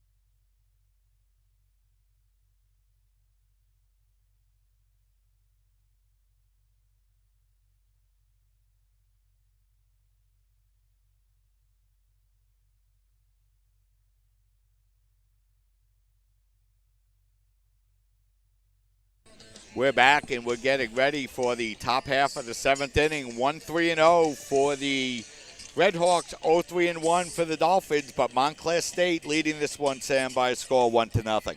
I think for the past 2 innings, I think they had 3 up, 3 down, if I'm not mistaken. Yeah, the Dolphins really went out down quickly and quietly. They did have that one hit that was erased on a double play in the 5th as Cortella's first pitch here in the 7th to D. Clemente is going to be taken for a strike 0-1. This is the Dolphins' final chance to stop them at 1 run so they can have the opportunity to either tie, go to extra innings, or maybe gain the lead and win the game. Cortella's pitch is going to be outside for a ball, and that's going to run the count to 1-1. Dolphins coming in with a 19-game winning streak. Red Hawks looking to snap it. They're 3 outs away as that pitch is going to be fouled off the glove of Holmes and back to the screen, and the count goes to 1-2.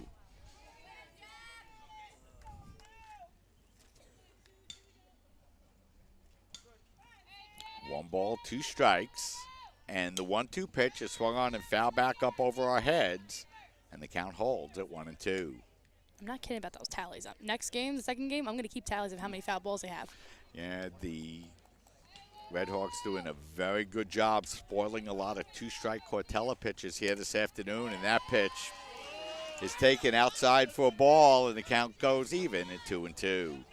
Tella loves throwing that pitch, and she's very good at it, and usually she's given that strike, so it's shocking that she's not getting it today. Yeah, she hasn't gotten it all afternoon long as that pitch is going to be blooped up to second once again, and Galbo will be there, and she'll make the catch. So for the 3rd time in the last 4 outs, it's been a pop-up to Antoinette Galbo, and with 1 out and nobody on, it'll bring up Alana Luna, and Alana Luna's been the hitting star of the game this afternoon. First, she worked a 10 or 11 pitch walk against Cortella. She pops up into center field as Coangelo will make the catch for the 2nd out, but it was the 2-out opposite field double by Alana Luna, Sam, that gave the Red Hawks their only run of the afternoon. That was a great hit, a very strong hit as well. She just got into the gap where the center fielder and the right fielder couldn't get there in time to get the ball. So Kaylee Powers will be the batter. Powers 0 for 2 with a sacrifice, and she takes the first pitch for a strike 0-1.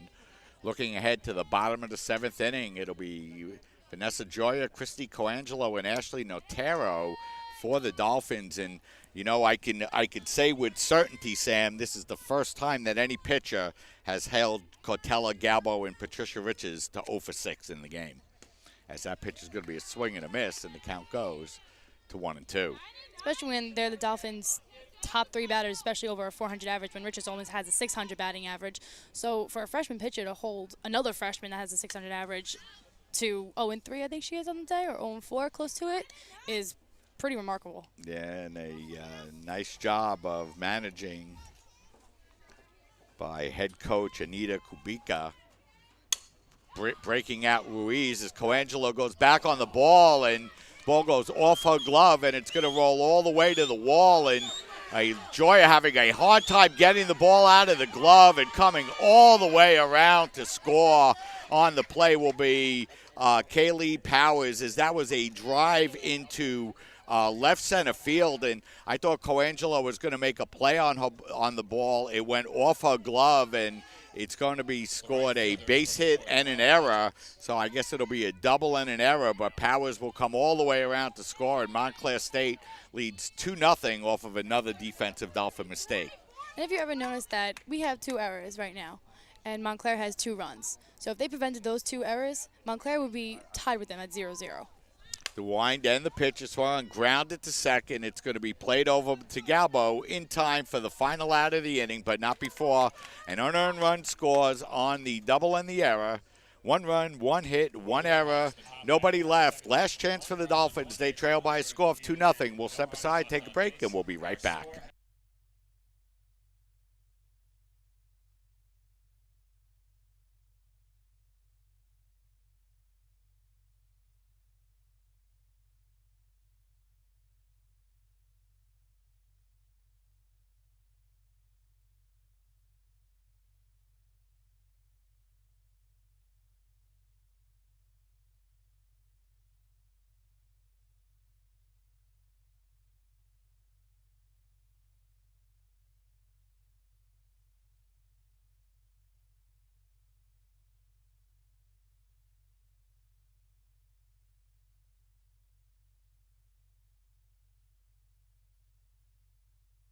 We're back, getting ready now for the bottom half of the 7th inning. The Red Hawks lead now by a score of 2-0, and the Red Hawks able to score a run with 2 outs on a double and an error. But, you know, that was a play that Christie got a good deal of glove on that ball, but just couldn't haul it in. That's a very difficult play to make, especially when you're going over your body just to make that play, especially in the outfield when you have to jump up just to get to the height of the ball. So it's a very difficult play for her to make, but it's just a little struggle from Vanessa Joya, who can't really grasp the ball to throw it to second. So Kiara Ruiz coming into today's game in her first start of her career. She had appeared in just 3 games for 4 innings prior to making her appearance here this afternoon, pitching a 3-hitter thus far against the Dolphins. So it'll be 4, 5, and 6. Vanessa Joya, Christy Coangelo, and Ashley Notero. As Ruiz just 3 batters over the minimum through 6 innings, and the first pitch is going to be taken down low for a ball, 1-0. Joya 1 for 2 here this afternoon. Line, the 1-0 pitch is swung on. That's going to be grounded up the middle, and that's going to be in for a base hit. So Joya singles to center, her second hit of the afternoon, and the Dolphins will have an opportunity to bring the tying run to the plate, and Christy Coangelo will be the batter. But first we're going to have a pinch runner for the Dolphins, as it looks like Gabrielle DeLeon will go in and run for Vanessa Joya. That was another great hit by Vanessa, just getting through that gap where the second baseman and the first baseman were at first point, and now she got right between the pitcher where the shortstop is unable to make the play. So DeLeon will come in to pinch run. Christy Coangelo will be the batter. Coangelo attempted to sacrifice in the first and in the second, but was unsuccessful and popped up to first. She's 0 for 2 as she comes up representing the tying run here. Christie 28 for 67 coming into the game, a homer and 20 RBIs, and the first pitch to Coangelo is down low for a ball, 1-0. It looked like this umpire was just about to call a strike, but he stopped himself. 1-0 the count. Ruiz winds. The 1-0 is up high for a ball, and that's going to run the count to 2-0. This is where you have no outs on the board. You had the 4, 5, 6 batters up. This is where you have to be really patient and be very selective of what pitch you want to hit. Let's see how Coangelo does ahead in the count 2-0. The 2-0 pitch is taken on the inside corner at the knees for a strike, 2-1.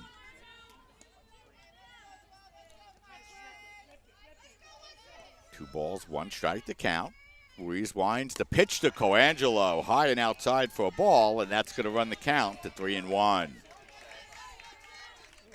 Ashley Natero, who has one of the 4 Dolphin hits, on deck. But first we're going to have a visit to the mound by head pitching coach Anita Kubica. Kubica, of course, one of the top coaches in the nation, leading a very strong Red Hawk program and has made many appearances in the Final Four. And she knows that she didn't make the mistake putting the freshman at the mound today. She's keeping Catella off the board, and she's also keeping the Dolphins from getting back on the board as well. Yeah, she's pitched a great game here so far this afternoon, and she's down in the count to Coangelo, 3-1 with DeLeon at first base. And the 3-1 pitch as Coangelo chases ball forward, pops it up into foul territory, and making the catch on the play will be the catcher, Luna, and I thought she might have swung at ball 4 there, Sam. If you just see what she just said, she literally goes, my bad, because she knows that was ball 4, and she knows that the run to get them on the board is on second base. Yeah, would have put the go-ahead run at the plate. Instead, it'll be Ashley Notero representing the tying run. She's 1 for 2. And the first pitch is swung and drilled it to right field. Hit hard, but Hodgkins is right there. She makes her 6th put out in right field here this afternoon, and the Dolphins are now down to their final out and catcher Jamie Holmes. So Notaro hit that ball hard, Sam, but right at the right field of Hodgkins. Holmes the batter, and the first pitch to Holmes is down low for a ball, 1-0. So it's been a game of missed opportunities and mistakes for the Dolphins here this afternoon, Sam. If you just limited their mistakes, they would have a tie game right now. The pitch to Holmes is taken for a ball, and that's going to even the count up at 1-1 as Coangelo went after that high pitch on 3-1, fouled out, and then Notero lines out to right on the first pitch as Holmes lines that one down the left field line foul, and the Dolphins are down to their last strike. If you look at the Dolphins where they hit the ball, it doesn't seem they're not getting as much power into the ball as they're used to. The only power that I saw was from Jamie Holmes when she got that double play out at the second baseman, or in Jackie Tello when she went too far foul left. As the pitch to Holmes is going to be popped up in the air, drifting back is the second baseman Powers, and she makes the catch for the final out of the inning. So the Dolphins get the leadoff runner on, but can do no more damage, and their 19-game winning streak will come to an end as Montclair State wins the first game here by a final score of 2-0. So, Sam, it was a big game for the Dolphins. They had come in winning 19 games in a row, but some defensive mistakes out in the field and some missed opportunities offensively. Their 19-game winning streak comes to an end as they lose by a final score of 2-0. This is the reason why head coach Stella Porto made this game on the list, especially so late in the season. This is practice for when, if they win the championship game, they go to the NCAAs or the ECACs. These strong non-conference opponents are going to help them in the long run, especially when they play stronger teams. Yeah, so, the Dolphins coming out and really looking to extend their winning streak here this afternoon, but they fell behind in the top half of the fourth inning, and a 2-out double by Alana Luna brought home the first run of the game, and then that big run with 2 outs in the 7th was really a big difference maker, Sam, because that really took a little bit of pressure off of Ruiz, and she was able to pitch a great game here this afternoon, pick up her first win of the season on a 4-hit shutout. What a job by the freshman. Of course. Now you see why the head pitching coach from Montclair made her the starter for today. She knew that she's able to get the job done, especially for a freshman. She put all her faith into that freshman, and you see the freshman delivered. So the College of Staten Island's 19-game winning streak comes to an end as they lose by a final score of 2-0. What we're going to do is we're going to step aside. We'll be off the air for about 15 minutes or so, and then we'll get you ready with the pregame for the start of game number 2 here between the College of Staten Island and the Montclair State Redhawks. So for our engineer, Mishak Alexander, and my broadcast partner, Samantha Flecker, this is Mike Babuski saying so long. Stay with us. We'll be back in about 15 minutes or so as the Dolphins look to start another winning streak here in game number 2 against Montclair State. Stay with us, everybody. We'll be right back.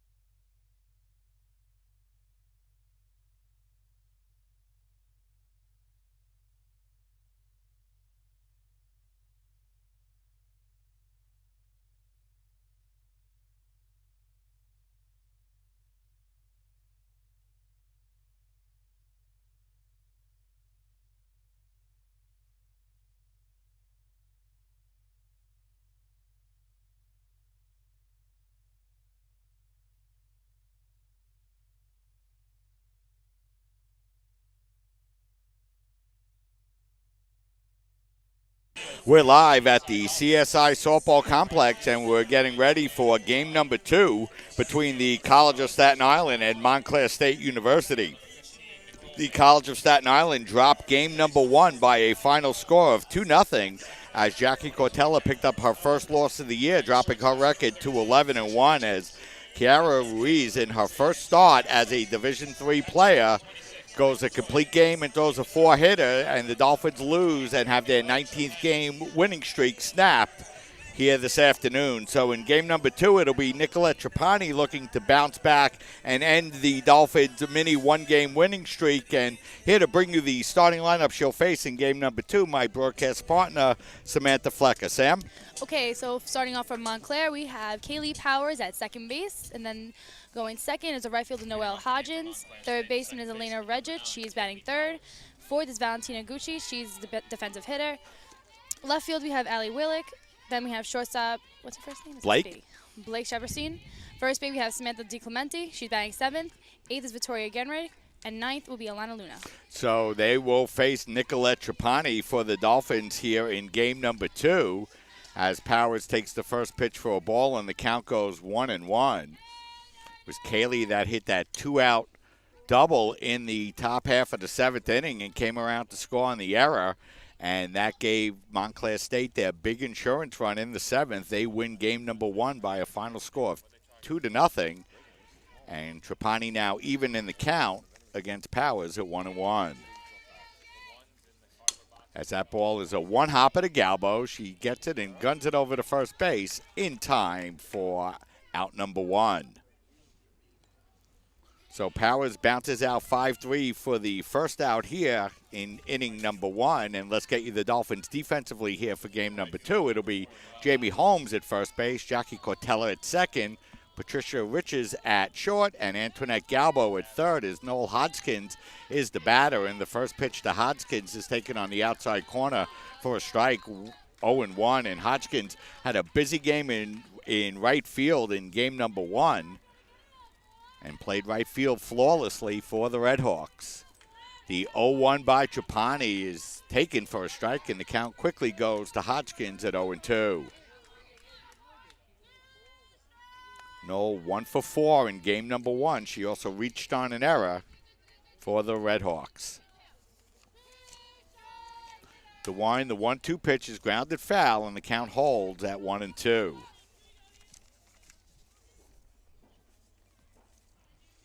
Just underway in game number 2. Dolphins looking to bounce back and salvage the second game here this afternoon. And Nicolette Trapani will try to bounce back here for the Dolphins as she's ahead in the count now, 0-2. DeWine, the 0-2 pitch is up high for a ball, 1-2. Nicolette having a fabulous year in her junior year for the Dolphins, 8-2 on the season, a 1.17 ERA. This is her 11th appearance, all starts, and that ball is going to be blooped into short left field. And coming on to make the catch will be Nicole Malik, starting in game number 2 for the Dolphins in left. 2 out quickly for the Redhawks. Finishing off the Dolphins defensively, it'll be Malik in left, Coangelo in center, Juliana Cortella in right. Vanessa Joya goes from left to behind the plate, and Nicolette Trapani on the mound for the Dolphins. She's retired the first 2 Redhawks she's faced, and now will face the third baseman, Elena Radicic. Elena fouls the first one back for a strike, 0-1.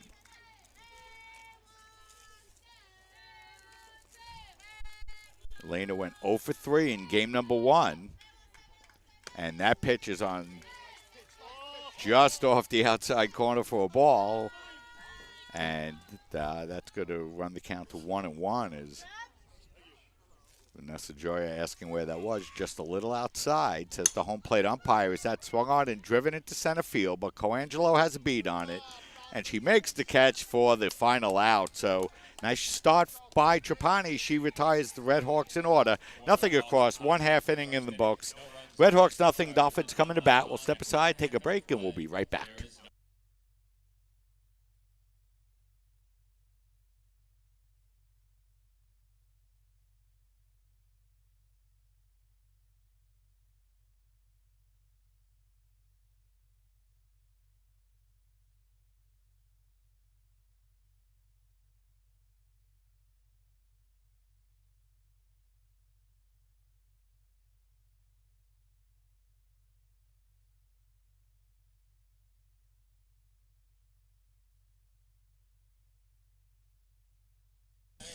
We're back, and we're getting ready for the bottom half of the first inning. Nicolette Trapani came out and shut down the Redhawks 1-2-3 in their half of the first inning. So the Dolphins, who are still looking for their first run of the afternoon, will look to do battle against Samantha Keating. Keating, the number one starter for the Redhawks, and we'll get you her numbers in just a couple of minutes. But first, let's get you the batting order that she'll face here in game number 2 for the Dolphins. And here to bring you that starting lineup, Samantha Flecker. Sam?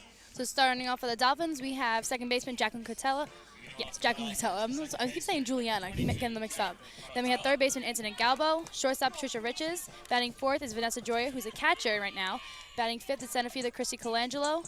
The defensive hitter is Ashton Nataro, batting sixth. Jamie Holmes is first base, batting seventh. Nicole Mielek is eighth in left field, and Juliana Cotella is in right field, batting ninth. So Samantha Keating on the mound here for the Redhawks in game number 2, and that pitch is just off the outside corner for a ball, 1-0, and Cotella was 0 for 3 in game number 1. And Sam, in game number 1, Kiara Ruiz held the first 3 Dolphin batters to 0 for 9. Really a great job, and was the difference in the game. The freshman really held her own against this Dolphin team, especially against the first 3 batters and then the 4, 5, 6 batters. She really held her own, and she actually proved that she could be in the circle with tough hitters. So 2 balls and no strikes to count now on Jackie Cotella. So we mentioned Jackie 0 for 3 in game number 1.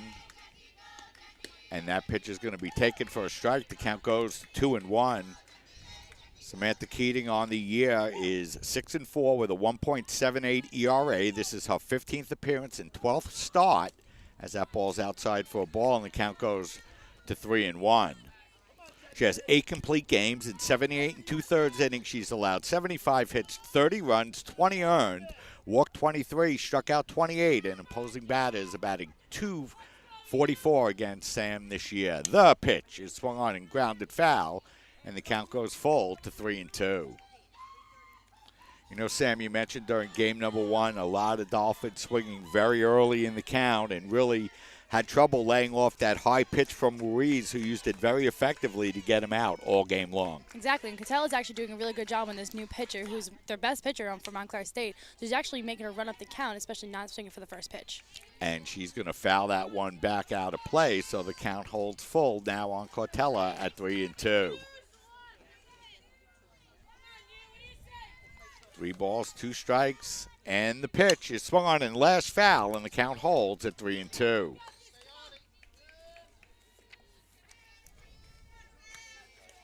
So 3 balls, 2 strikes here as Cotella getting off to a good start, making Keating work. Here in the bottom of the first, and the 3-2 once again, and Cotella goes after the high one and fouls it back, and the count holds full at 3-2. That could have been ball 4, and the Dolphins could have a base runner right on first base. Dolphins had not lost since March 12th, have their 19-game winning streak snapped. Here this afternoon as Cotella swings and grounds that one foul once again, and the count holds full at 3-2. And Cotella now is going to get an opportunity to look at her 9th pitch, I believe, here in this first at-bat.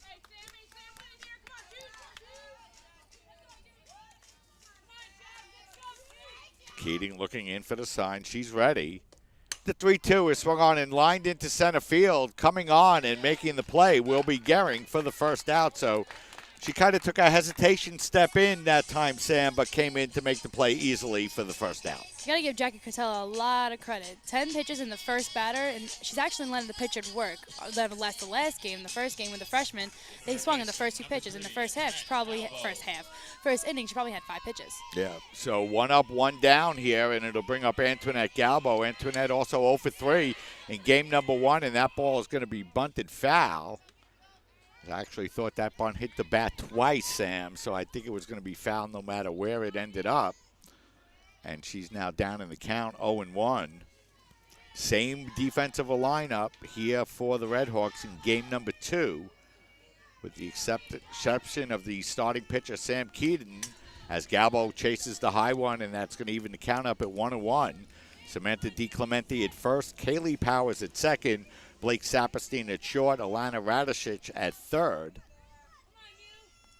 As the count is now 0-2 on Galbo, the 0-2 just off the outside corner for a ball. Close pitch. That's going to run the count to 1-2. Ollie Wallach in left field, Victoria Gehring in center, Noel Hodgkins around and right. As that pitch is going to be grounded foul, count holds 1-2. Alana Luna behind the plate once again in game number 2, and Sam Keating on the mound working to Antoinette Galbo ahead in the count 1-2. We're in the bottom half of the first inning with no score. High and outside for a ball. That's going to even the count up at 2-2. Here you can see the Dolphins being a lot more aggressive at the plate and actually having the pitcher throw more balls and actually fouling off these balls that they could be potential hits. Yeah, so 2 balls, 2 strikes to count on Galbo. The 2-2 once again as Galbo swings and fouls that one up over the Dolphin dugout out of play, and the count will hold at 2-2. If you just realize that they're hitting a lot of high balls, but you never know with the umpire. The umpire's strike zone is just all over the place today. So they're just staying close, and just whatever they see that they might be a strike, they're just going for it. As that pitch is swung on and drilled down the left field line, coming over will be the left fielder Wallach, but she runs out of room. It's out of play, and the count will hold at 2-2.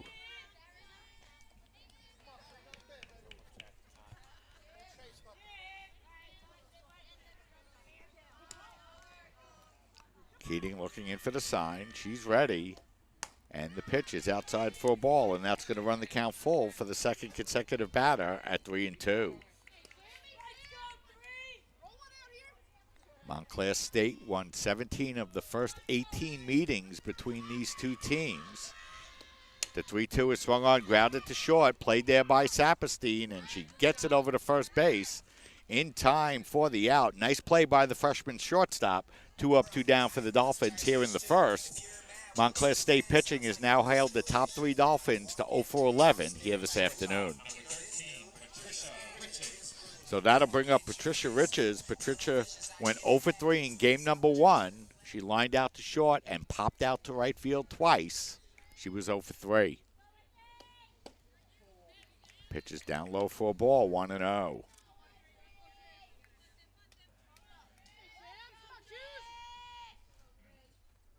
Keating looking in for the sign. She's ready.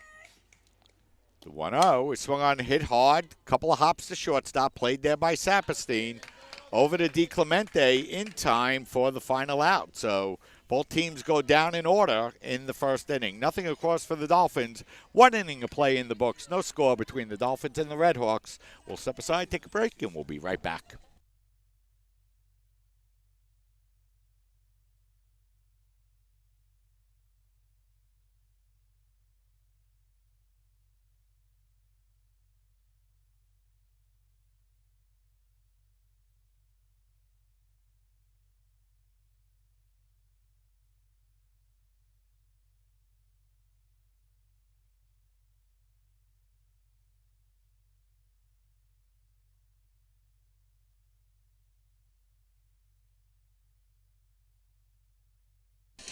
We're back, and we're getting ready now for the top half of the second inning. No score. Both teams were tied in order in their half of the first inning, but the big story so far, Sam, the top 3 batters for the Dolphins 0-for-12 this afternoon against Red Hawk pitching.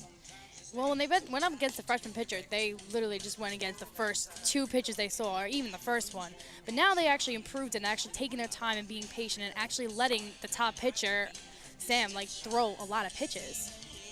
So it's going to be 4, 5, and 6 here for the Montclair State Redhawks in their half of the second inning. No score between these two teams. The first game was a well-played game, but Redhawks outplayed the Dolphins offensively and in the field. Dolphins committed 2 errors in the game compared to none to the Redhawks, and it helped turn the tide in that 2-0 Redhawk victory.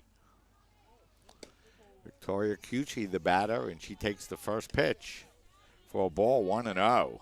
This is the second time today I saw a Dolphin pitcher make a face because she thought that ball was a strike. Valentino walked twice in game number 1 and struck out. She was 0-for-1 as that pitch is going to be outside for a ball. And now Trapani falls behind in the count at 2-0.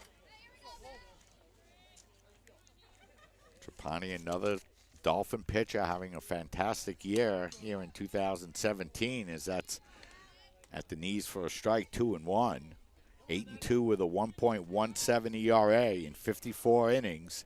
She's just allowed 42 hits, 9 runs, all earned, as that ball's going to be popped up into short right field. Quintella is there, and she makes the catch for the first out. So 1 up, 1 down here for the Red Hawks, and that will bring up the left fielder, Ali Wallach, to finish Trapani's numbers. Just allowed 9 walks in her 54 innings, struck out 40. Opposing batters batting just .209 against Trapani this year. And Sam, she's having a great junior season for the Dolphins. Of course she is. She's a backup of Jackie Quintella because Jackie can't play so many games. So to have another Dolphin pitcher, especially in a junior season, that can play another year, especially you need another backup pitcher. So that ball's going to be fouled back by Wallach, and that's going to even the count up at 1-1.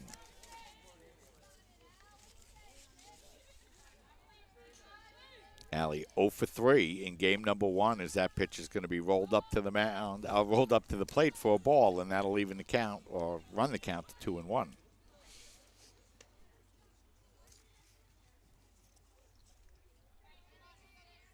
Two balls, 1 strike to count. As Trapani's now ready. The 2-1 pitch is swung on and fouled back, and that's going to even the count up at 2-2. Seen a lot of good freshman shortstops here throughout the region here in 2017. A couple of them on display here this afternoon. Patricia Riches for the Dolphins. Blake Saperstein played very well at shortstop for the Red Hawks as well, as Trapani's pitch is low, and that runs the count full to 3-2.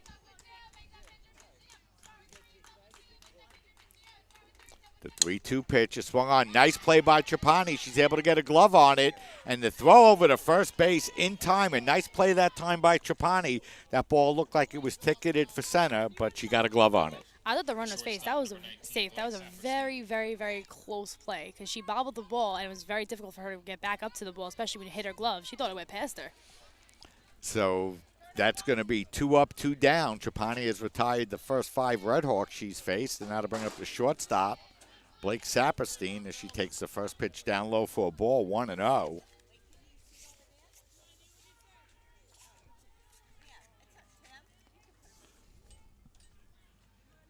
Saperstein 0 for 3 in game number 1, and she's going to foul that one off down the right field line out of play. And the count evens at 1-1.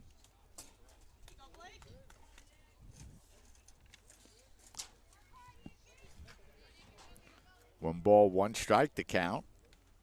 The wind and the pitch is swung on, bounce back to the mound. Trapani Field. She'll underhand the ball over to Holmes. And once again, the Red Hawks are retired in order in their half of the second inning. Nothing across, 3 up, 3 down. No score here after 1.5 innings of play. We'll step aside, take a break, and we'll be right back.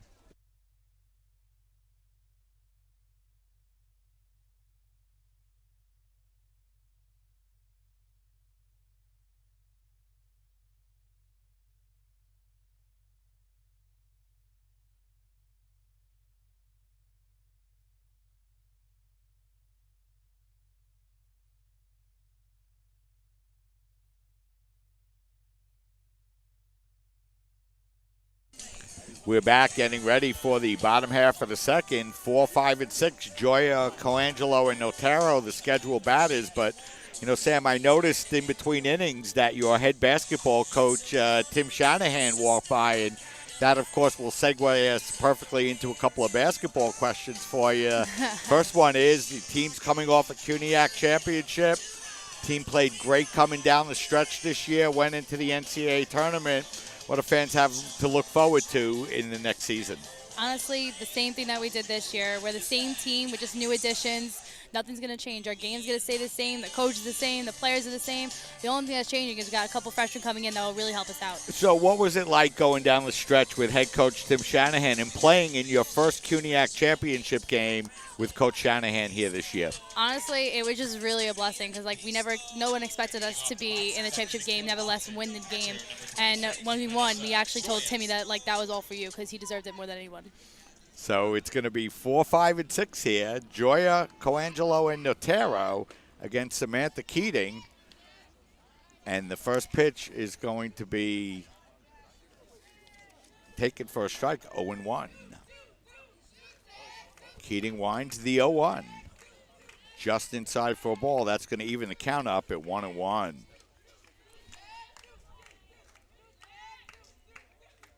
Keating looking in for the sign now. Joya had a good game in game number 1 for the Dolphins as she takes out high for a ball, 2-1. Joya had 2 of the 4 Dolphin hits, including a hit in the 7th inning to give the Dolphins a couple opportunities to bring the tying run up. But that's as close as they were able to get in game number 1 as Joya fouls that one off, and that's going to run the count even now to 2-2.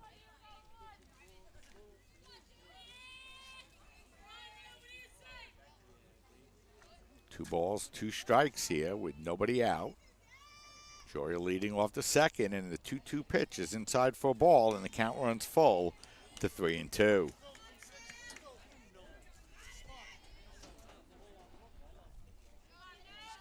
Keating winds. The 3-2 pitch is a swing and a miss, strike 3.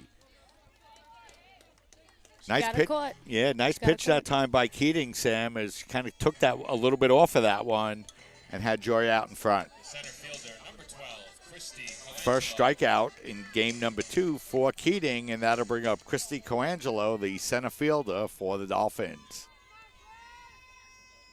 The wind and the first pitch is taken for a strike, 0-1. Christy went 0 for 3 in game number 1. The wind and the pitch is swung on, and that's drilled into left field. Going back on the ball, away back is the left fielder Wallach, and she makes the catch on the warning track for out number 2. So Colangelo hit that one hard, but Wallach able to get back and make the play. Wallach almost dropped that too, so it was almost a good hit for Colangelo to actually get the runner on base. But Wallach was very clever to put her hand into her gloves to capture the ball. So 2 up, 2 down now for the Dolphins, and that'll bring up Ashley Notero. Notero had 1 of the 4 Dolphin hits in game number 1. She was 1 for 3. Takes the first pitch for a strike, 0-1.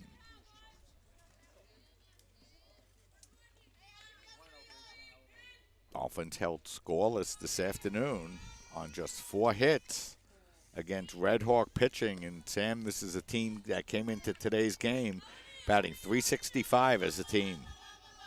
And our opponents are batting .185. The 2-0 to Notero, and that's going to be fouled back to the screen, and that's going to run the count to 2-1. Those inside pitches, man, they can really catch you, especially when you don't buckle your elbows in right way. They can get it to that barrel, the point in the bat where the barrel and like the handle meet, and they can give a bad vibration to your hand. 2 balls, 1 strike now on Notero. The 2-1 is swung on, bounce back to the mound. Keating fields, gets it over to first base in time for the final out. So both pitches have retired all 6 batters they faced here through the first 2 innings in game number 2. Nothing across for the Dolphins. 2 complete in the books. No score. We'll step aside, take a break, and be right back.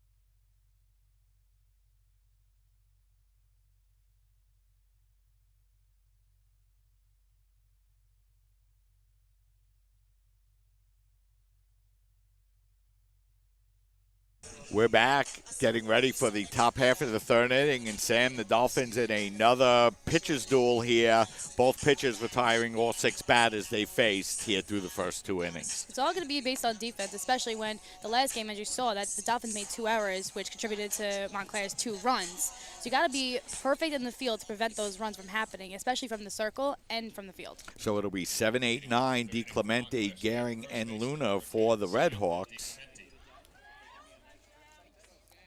As Samantha DiClemente will lead off. She's 0 for 3 in game number 1. Samantha batting 8th in the lineup in game number 1, moving up a spot in the lineup here in the 2nd game. And the first pitch is taken for a strike, 0-1.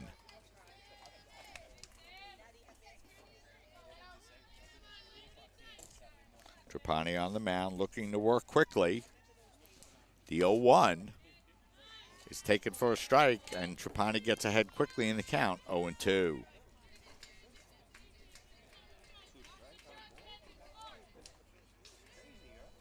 Trapani looking to work quickly, ahead in the count, 0-2.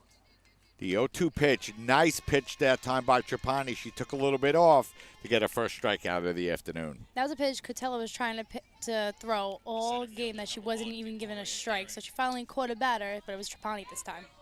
So 1 up, 1 down here for the Red Hawks in their half of the third inning. It'll bring up center fielder Victoria Gehring. Gehring, a good game number 1 for the Red Hawks as she fouls that one out of play. Count goes to 0-1. She scored the first run of the game and was 1 for 3.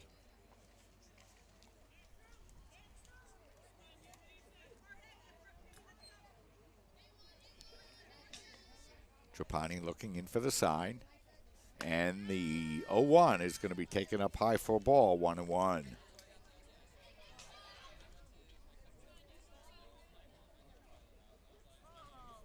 One ball, 1 strike, 1 out, nobody on here in the top half of the third.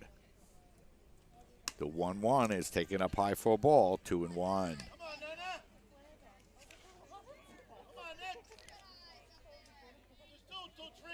So 2 balls, 1 strike. Trapani looks in for the sign.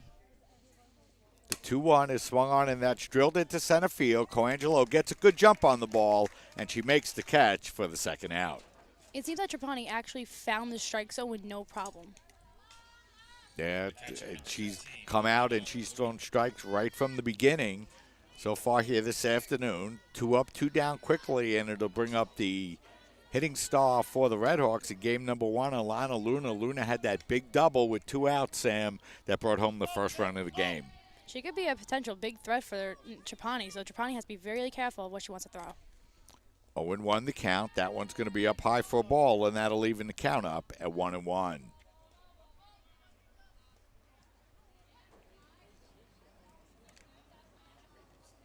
Luna went 1 for 2 in game number 1. As we mentioned, she drove in the first run of the game, and she also had that long walk in the early stages of the game. That was one of many times that the Red Hawks did a good job really forcing for Cotella to throw a lot of pitches in the game. And, of course, you don't see Cotella giving up a lot of walks either. Yeah, Cotella threw 108 pitches in game number 1, just 69 strikes, as that pitch is going to be up high for a ball, and that's going to even the count up at 2-2. Kiara Ruiz, on the other hand, just throwing 76 pitches in the complete game 4-hit shutout win for the Red Hawks. That's a great number of pitches for a freshman, especially against the Dolphins. Yeah, she pitched a great game, and now the count runs full on Luna at 3-2.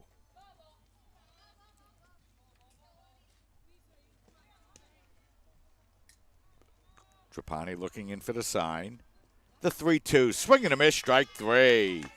So Trapani strikes out 2 in the Red Hawk half of the third inning, and she's perfect through the lineup the first time for the Dolphins. For Montclair State, no runs, no hits, no errors, nobody left. 2.5 in the books, no score. Dolphins and Red Hawks. We'll step aside, take a break. You're watching women's softball coverage right here on CSI Sportsnet, CSIDolphins.com.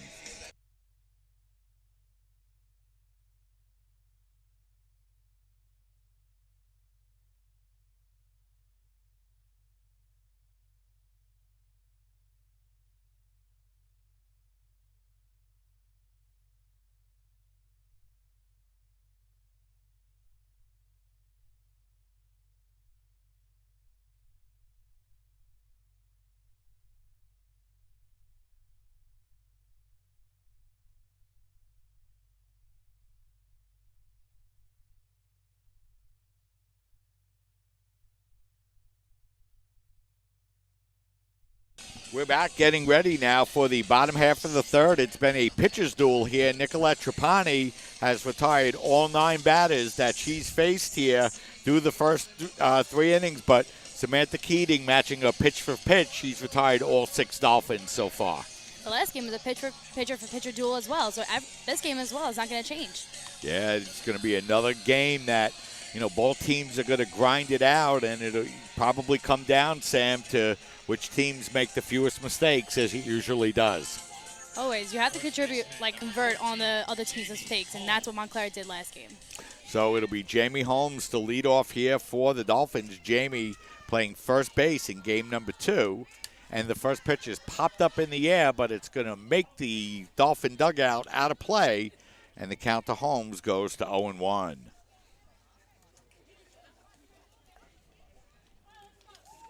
Holmes caught in game number 2, playing in game number 1, I should say, playing first base here in game number 2. And the 0-1 pitch, and that swung on, and that's blooped over the head of the shortstop into left center field, and that's going to be in for a base hit. The Redhawks bobble the ball around a little bit in the outfield, but no damage done as they're able to get the ball in. But a leadoff single for the Dolphins, the first hit here this afternoon in game 2. This is what the Dolphins have to do. They have to be aggressive at the plate, and they have to get on base first, before Montclair does, because if Montclair gets ahead of them, it's going to be very difficult to come back from it. So Nicole Malek will be the batter. Nicole did not play in game number 1 as she shows sacrifice and bunts and misses and falls behind in the count now, 0-1. Malek coming in batting .222 on the year. She's 4 of 18. She has a triple and 2 RBIs as Malek bunts that one over to third base, and the throw down to second base is in time for the out. So once again, the Dolphins try to sacrifice.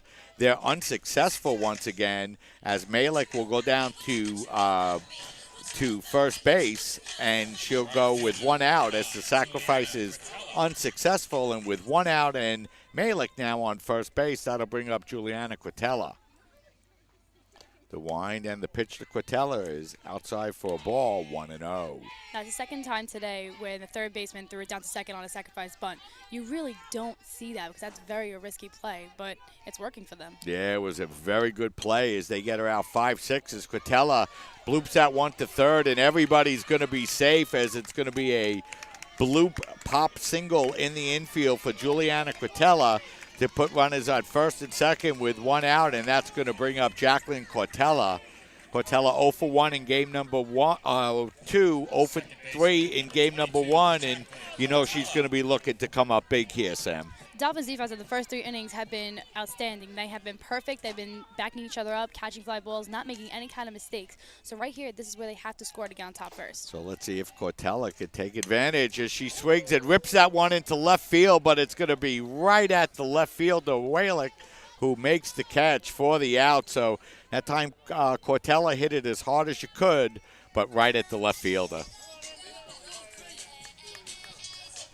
So Cortella now 0 for 2 this afternoon, and it's going to take a 2-out hit by Antoinette Galbo if the Dolphins are going to extend this inning here in the third. The wind and the pitch is up high for a ball, 1-0. Cortella with a couple of hard hit balls this afternoon. Pulled a deep ball just foul in game number 1, and that time hit that ball about as hard as you could, Sam, but right at the left fielder.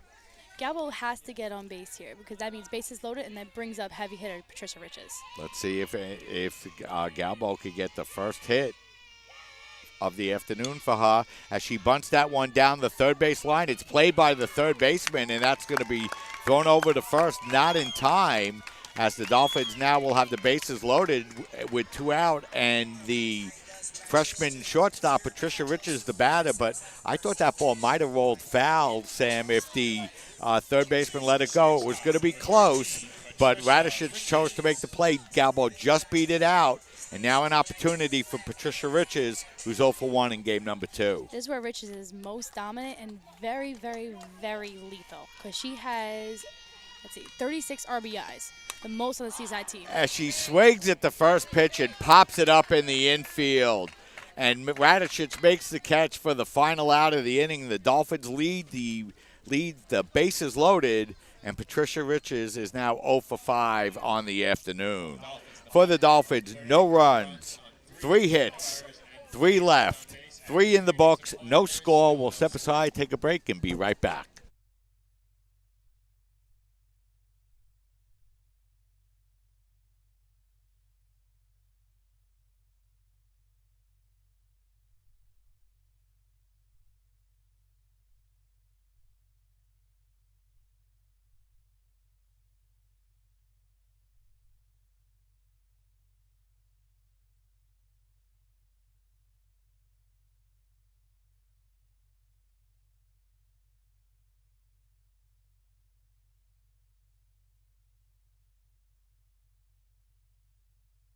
We're back getting ready now for the top half of the fourth inning. And, Sam, the Dolphins held scoreless once again. That's 10 scoreless innings for Montclair State pitching here this afternoon. And, that time the Dolphins were able to get runners at first and second with one out. Jackie Cortella hit the ball about as hard as you could, but right at the left field, a Galbo bunts to load the bases. But with the bases loaded, Patricia Rich's first pitch swinging pops up to third. That's where it comes in with the first pitch swing. It's very, very hard to get a base hit off of that, especially with bases loaded. Like, you're in that situation where you can easily get on the board either for a grand slam, a run, 2 runs, who knows, maybe even 3. That's why you have to be patient. So the Dolphins looking still to break through against Red Hawk pitching here this afternoon. And for Montclair State, it'll be 1, 2, and 3. Powers, Hodgkins, and Radishich against Nicolette Trapani. Trapani winds the first pitch, is bounced to third, played on a hop by Galbo. She'll get it over to Holmes in time for the out. 1 pitch, 1 out for the Red Hawks here in the fourth. That's going to bring up the right fielder now, Noel Hodgkins. The right fielder, number 4. Noel Hodgkins very busy in the first game, Sam. 6 flawless putouts in right field. As the first pitch is up high for a ball, 1-0. She's the only slapper on Montclair, so you would think that she would be going up first because usually when you have a slapper, you usually use it to get on base. Hodgkins went 1 for 4 in game number 1. 0 for 1 so far in game number 2, and that pitch is going to be taken for a strike, and that's going to even the count up now at 1-1.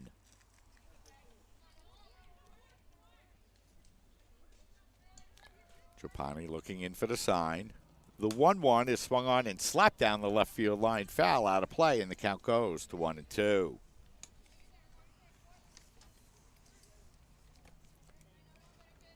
One out, nobody on here in the top half of the fourth inning. We're scoreless.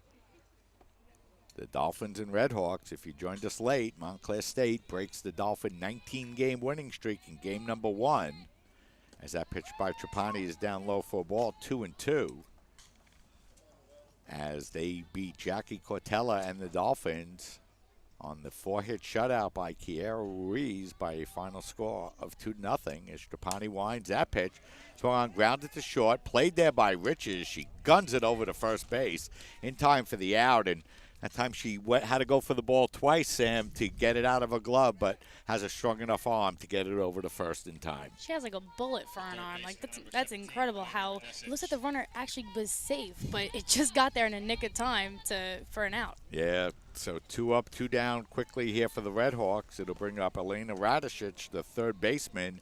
She popped to center in the first. She's 0 for 1 and takes the first pitch down low for a ball. It's 1-0.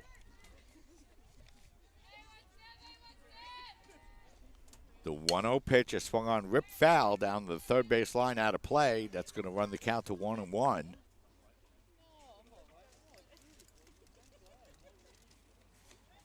As the Dolphins looking to salvage game number 2 in this doubleheader here this afternoon. 1 ball, 1 strike, 2 outs. And the pitch is swung on, popped up in the air. Coming in is the left fielder, Malik, and she's under it, and she makes the catch for the final out. Trapani perfect through 4. No score. Dolphins and Red Hawks will step aside, take a break, and we'll be right back.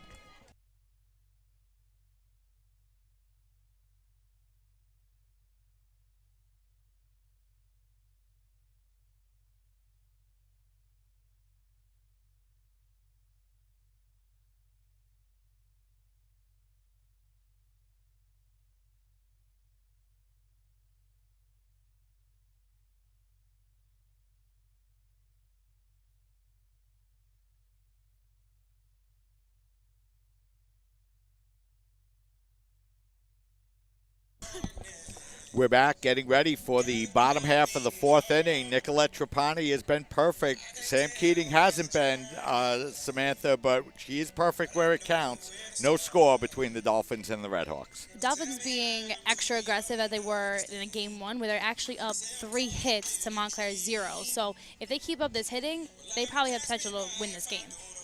So it's going to be Joya Coangelo and Notero, 4, 5, and 6. Against Samantha Keating. Nicolette Trapani perfect through 4 innings She's gone through 12 Montclair State batters, struck out 2. And the Dolphins just looking to get a little offense here this afternoon in game number 2. And Vanessa Joya will be the leadoff batter.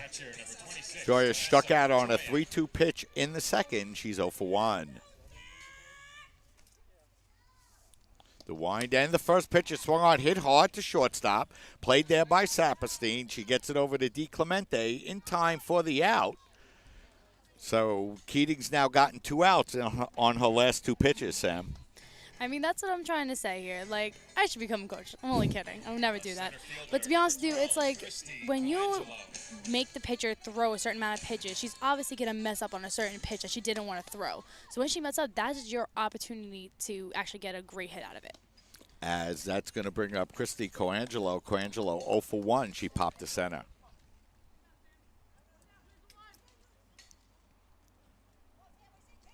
Keating looking in for the sign. Now the pitch is swung on, and that's lashed towards second base, and it's going to be played by Powers for the second out. And, you know, Sam, it's been a little bit of an afternoon where even the Dolphins hit the ball hard. It's been right at a Red Hawk defender. Yeah, even if it's in the outfield, if it's in the infield, it's always directly at a player. It was only 4 occasional times where it's hit in between the gaps. So Ashley Natero will be the batter. Natero 0 for 1 in game number 2 as she'll bloop that one to shortstop. And on 4 pitches, the Dolphins are retired here in the 4th inning. Nothing, of course, for the Dolphins. 4 complete in the books, no score. We'll step aside, take a break, and we'll be right back.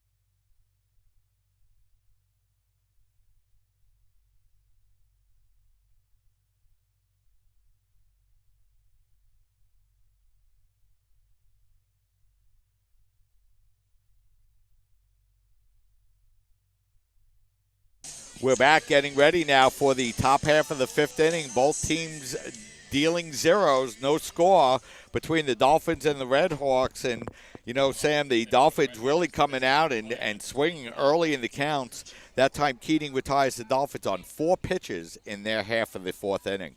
I said multiple times today, and I will continue to say it until it happens. You just have to be patient. That's all softball is. It's all patience. So Nicolette Trapani goes back onto the mound for the Dolphins here in the top half of the 5th inning. And she'll place the 4, 5, and 6 hitters for the Red Hawks. And the first pitch, she takes something off it. And Cucci takes it for a strike, 0-1. Trapani looking in for the sign. The 0-1 is up high for a ball, 1-1.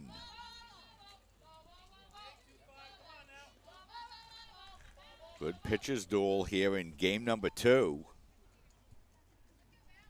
We're in the 5th inning, still no score, as that pitch is just down low for a ball, 2-1. Red Hawks scored a run in the 4th and a run in the 7th to win game number 1, 2-0. We're in the 5th inning scoreless as Cucci swings through that high fastball, and that's going to even the count up at 2-2.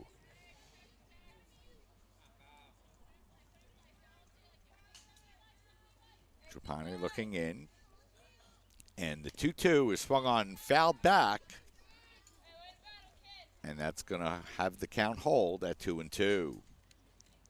Dolphins will be back in action this Saturday afternoon. They'll travel down to Bethlehem, Pennsylvania to face the the 8th ranked team in the country, Moravian College, in doubleheader action as the Dolphins have an opportunity to go on the road and play a top 10 team. As that pitch is swung on and ripped foul down the left field line out of play, count holds at 2-2. Dolphins don't want to go into the number 8th game, especially with a loss, a doubleheader loss. So you want to go in there on the right foot and have the momentum in your favor. The wind, the 2-2 is swung on, and that's ripped it to center field, and that's going to be in there for a base hit. So Cucci lines that one hard up the middle, gets the first Red Hawk hit of the afternoon. They'll have a runner on first base, nobody out, and that's going to bring up the left fielder, Ali Wallach. So the Red Hawks pick up their first hit of the afternoon, and you know that you're going to get a pinch runner now at first base here for the Red Hawks. So Cucci will come over to the bench. He'll substitute back in at the next at-bat, I'm sure. And we'll see who goes into pinch run. It looks like it's going to be number 11. Now running at first base for the Red Hawks, number 11, Sarah Dye. Sarah Dye. So Dye will pinch run for Cucci at first base.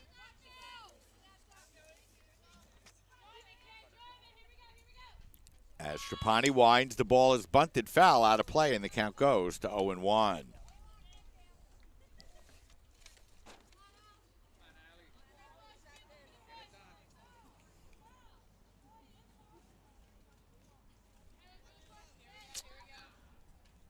No balls, one strike to count.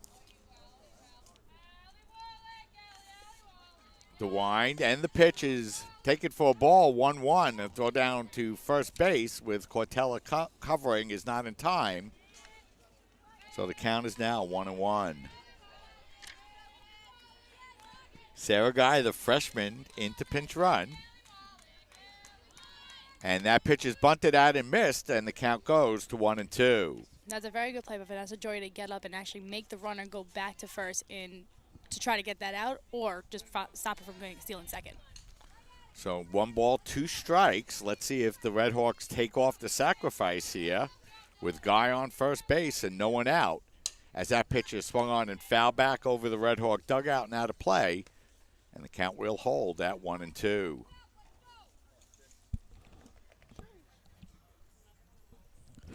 Blake Saperstein, the shortstop, on deck here for the Red Hawks. The 1-2 is up high for a ball, and that's going to even the count up at 2-2.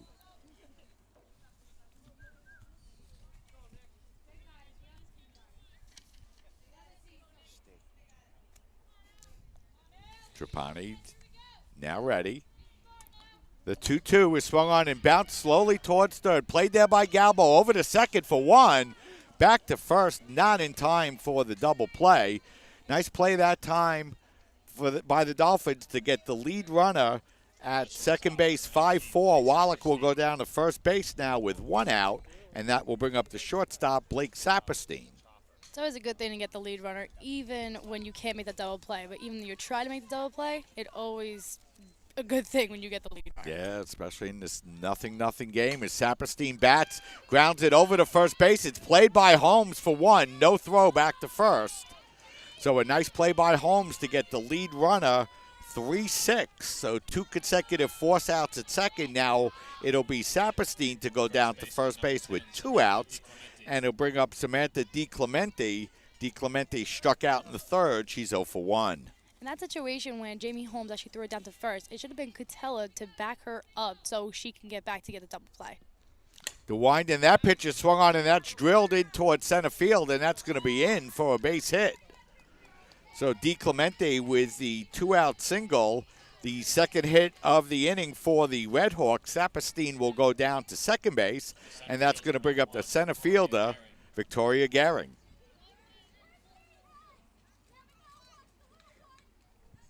Gehring scored her 9th run of the season in game number 1, and it was a big run. It gave the Red Hawks a 1-0 lead and turned out to be the game-winning run for Montclair State as that's popped up to the mound. Trapani will make the catch for the final out here in the 5th. So Montclair State gets their first base runners of the game. They had 2 hits. They leave 2. 4.5 innings in the books with the score. Montclair State nothing, CSI nothing. We'll step aside, take a break, and we'll be right back.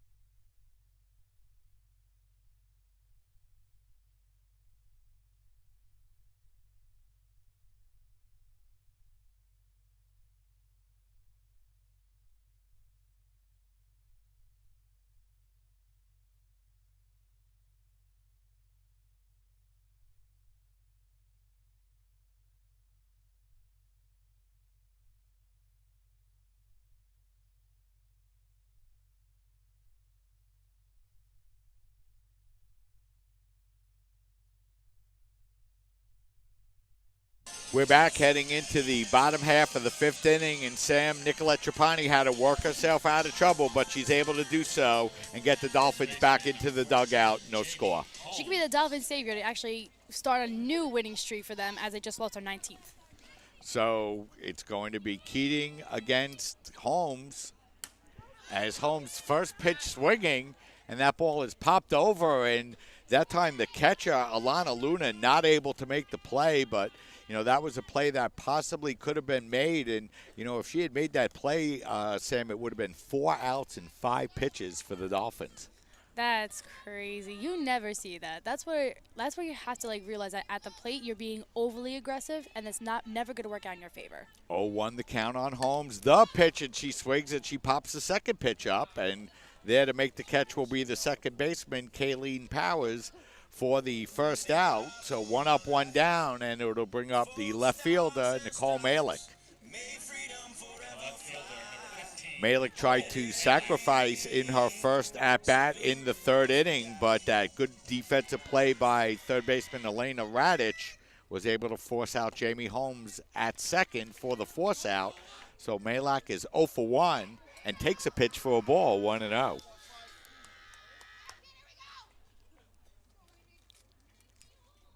Keating looking in, and the 1-0 is outside for a ball, so Malick now ahead in the count, 2-0.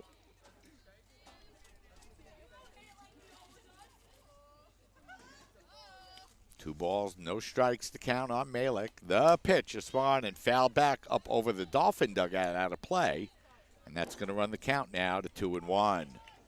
Nicole has an advantage, whether she's running the count up, which is 2-1 right now, and also that she's a lefty on a righty pitcher. She has an advantage because a righty pitcher, all her in her pitches and her out of pitches are always lopsided. Grounded to short. Saperstein plays it. She guns it over to first base in time for the out.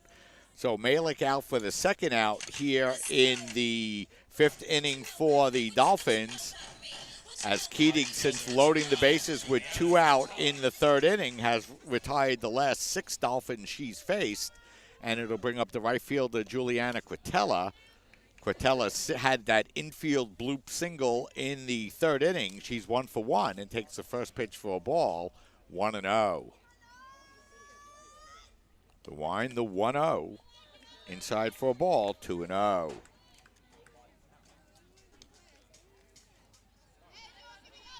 Two balls, no strikes to count. The pitch is taken for a strike, 2-1.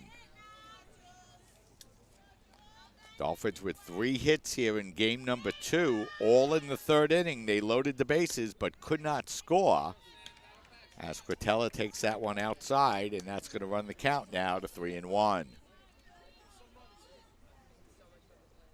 Keating ready, the 3-1, swung on, grounded again toward short. Saperstein plays, gets it over to first base in time for the out. So Keating is now retired the last 7 Dolphins she's faced. We've played 5 innings of play here. No score between the Dolphins and the Redhawks. We'll step aside, take a break, and we'll be right back.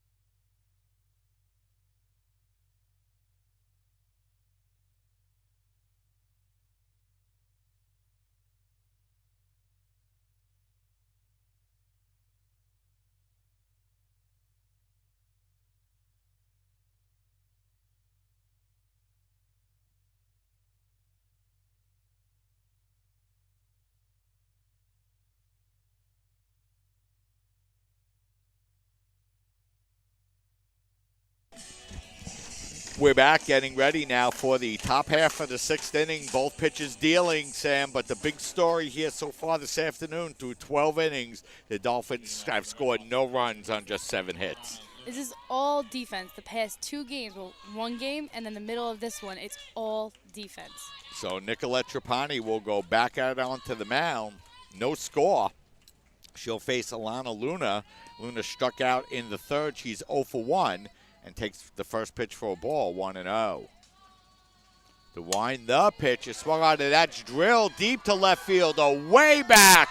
Going back is Nicole Malik, and that ball is gone. Alana Luna, who drove in the game-winning run in game number 1, gives the Red Hawks a 1-0 lead in game number 2 as she blasts that ball deep over the left field wall. And Montclair State takes a 1-0 lead for Alana Luna, who came into this game, Sam, just batting 138 on the year with no homers and 2 RBIs. A homer and 2 RBIs here this afternoon. Drove in the game-winning run in game number 1 and puts the Red Hawks ahead here in game number 2. Anything is possible in softball. All you have to do is go up there with confidence, and trust me, you'll do well. And as you can see, this hitter that doesn't have a great batting average, or like compared to everyone else on her team, she's proving that she can do whatever she wants. Yeah, so Alana's been on base 3 times this afternoon as a double, a homer, a couple of RBIs. Gives the Red Hawks a 1-0 lead, and it'll be the top of the order, and Kayleen Powers, the batter. Kaylee 0 for 2 this afternoon, and that pitch is way up high for a ball, 2-0, and Trapani was cruising along there, and both teams put up zeros, but a mistake on the 1-0 pitch, and Luna didn't make any mistakes with it, Sam. She saw it, she went for it, and she got it. The wind and the pitch is swung on. A beautiful diving stop by Galbo. She gets up and guns it over to first base in time for the out. A beautiful defensive play that time by Antoinette Galbo for the first out here in the 6th. So that'll bring up the right fielder, Noelle Hodgkins. Hodgkins 0 for 2. She flied to left and grounded to short.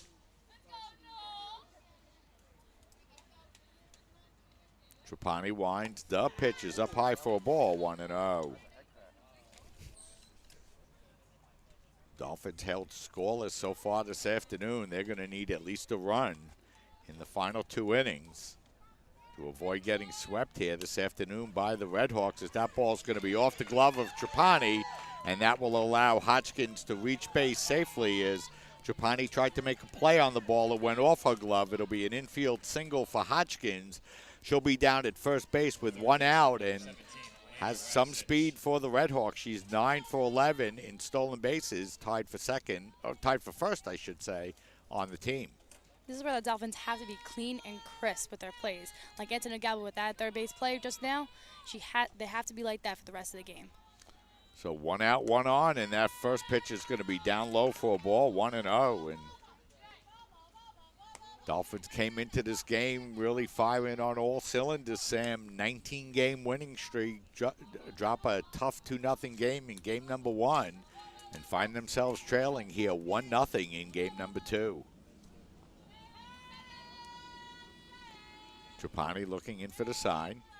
She's ready. The pitch is down low once again as Hodgkins going into second, and she's called out. Boy, oh boy, I don't know about that one, Sam.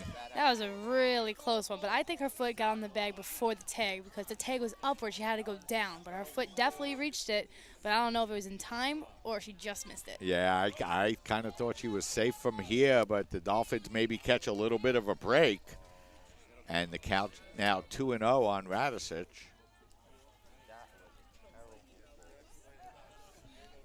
As Hodgkins will be caught stealing 2-6 on the play. And Trapani gets that one over for a strike.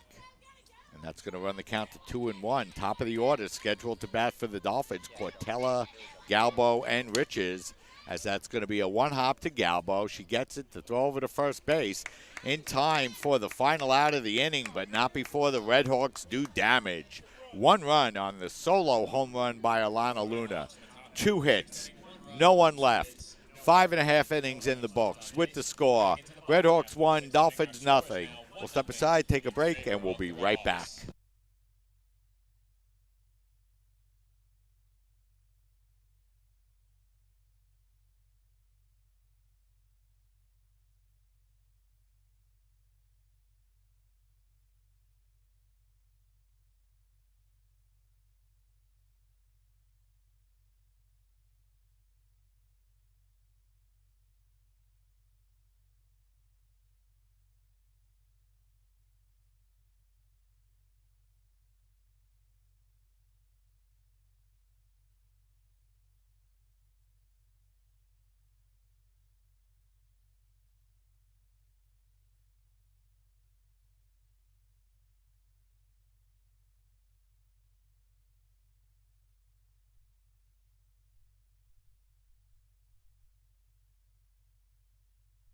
We're back heading into the bottom half of the sixth inning. 1, 2, and 3 scheduled to bat here for the Dolphins. Jacqueline Cortella, Antoinette Galbo, and Patricia Riches. But the job that Montclair State has done against the 1, 2, and 3 batters in the against the Dolphins here this afternoon, Sam, has been incredible.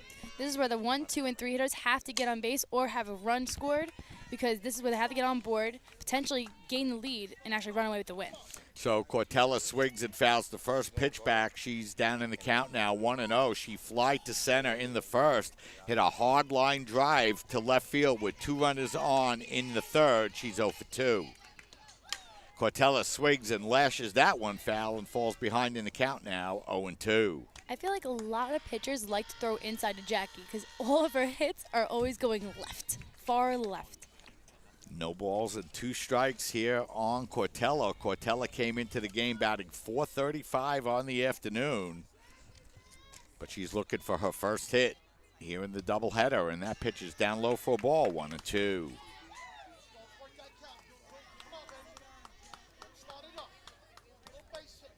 Jackie with 3 home runs, third on the team, and 21 RBIs.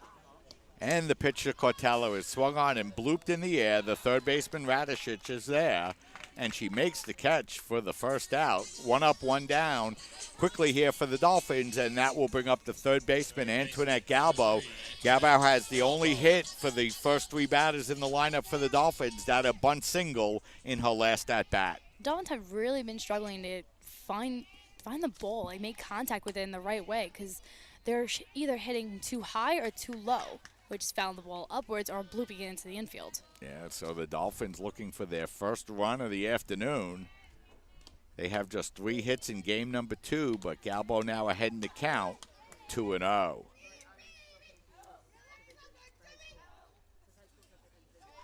First time the Dolphins have faced adversity in a while, and you know, Sam, in your regular season, as we have the 2-0 pitch to Galbo, and that's down low for a ball, 3-0. You know, you guys pulled off that long winning streak at the end of the season, but then faced a couple of games of adversity and kind of had to get yourself back on the winning track. And seems like it's kind of happening to the Dolphins here this afternoon, Sam. Anything's possible in the regular season. It matters how you start it and how you finish it. Whatever happens in the middle happens. You just have to shake it off and you have to move on from it.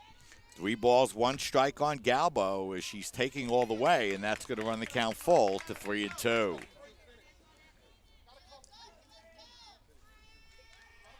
Three balls, 2 strikes, 1 out. The pitch is swung on and fouled off, and the count holds at 3-2.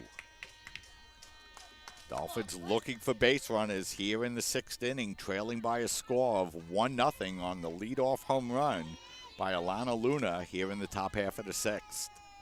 The 3-2 pitch, check swing foul out of play, and the count holds full at 3-2. You could tell she didn't want to hit that because she knew that was ball 4. Yeah, Dolphins have been guilty of that a couple of times this afternoon. Very anxious, it seems, at the plate. Just 7 hits on the afternoon as that pitch is swung on and hit hard and under the glove of the third baseman and into left field. And that's going to be scored, a base hit, as Galbo reaches first base, and it's going to bring up Patricia Riches. And Patricia 0 for 5 on the afternoon, and probably the toughest day for the freshman so far here early in her career, Sam. She hasn't faced a tough opponent all season besides in Orlando, Florida. So this is the first time facing good pitches, good teams, good defense, so it's hard for her. She's going to make it up. DeWine and the pitch to Richards is swung and hit over towards first base to shortstop, played on a hop. Galbo will be forced out, and Patricia Richards is 0 for 3 this afternoon. Sam, she's seen 4 pitches. She swung on the second pitch in her first at bat, and her first pitch in the last 2 at bats. She's going to be on the force out 6-4. 2 outs now for the Dolphins. Patricia on first, Vanessa Joya the batter, and the first pitch is taken for a strike. 0-1. As a freshman, for the season that she's having, she's becoming very, very anxious at the plate today because she's not used to having games like this because all season she's been remarkable. 0 for 6 this afternoon as that ball's grounded towards third. It's going to be played over to first base by Radishich. So the Dolphins are retired once again here in the bottom half of the 6th. No runs, a hit, 1 left. 6 complete in the books. 1-0 to score. We'll step aside, take a break, and we'll be right back.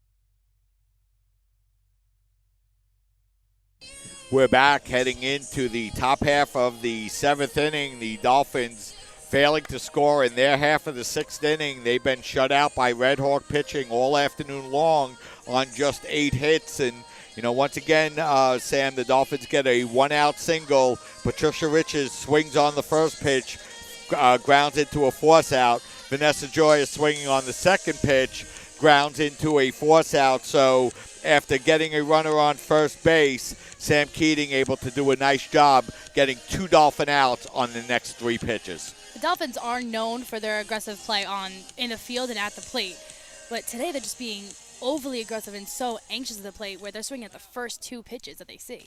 So we're going to head now into the 7th inning. Valentina Cucci will lead off. Cucci, who singled in the 5th inning and was pinch run for, now back into the game. She's 1 for 2 here this afternoon. Just 3 hits for the Red Hawks, but they have the big hit of the game. That's the home run by Alana Luna, and they lead 1-0. The pitch by Trapani is on the outside corner for a strike. 0-1. Dolphins back in action this Saturday afternoon on the road against Moravian College in Bethlehem, and then back here for a conference doubleheader this Sunday afternoon against John Jay. The pitch is up high for a ball. That's going to even the count up at 1-1.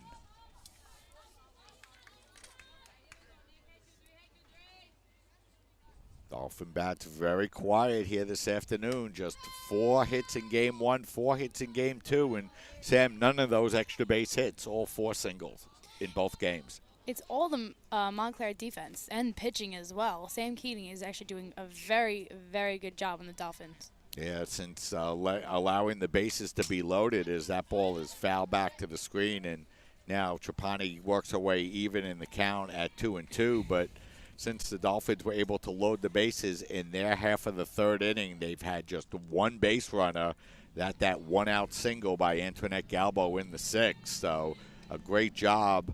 9 out of 10 batters retired by Keating since the Dolphins loaded the bases, as Cucci will go down swinging for the first out here, and that'll bring up the left fielder, Ali Wallach. Wallach 0 for 2 here in game number 2.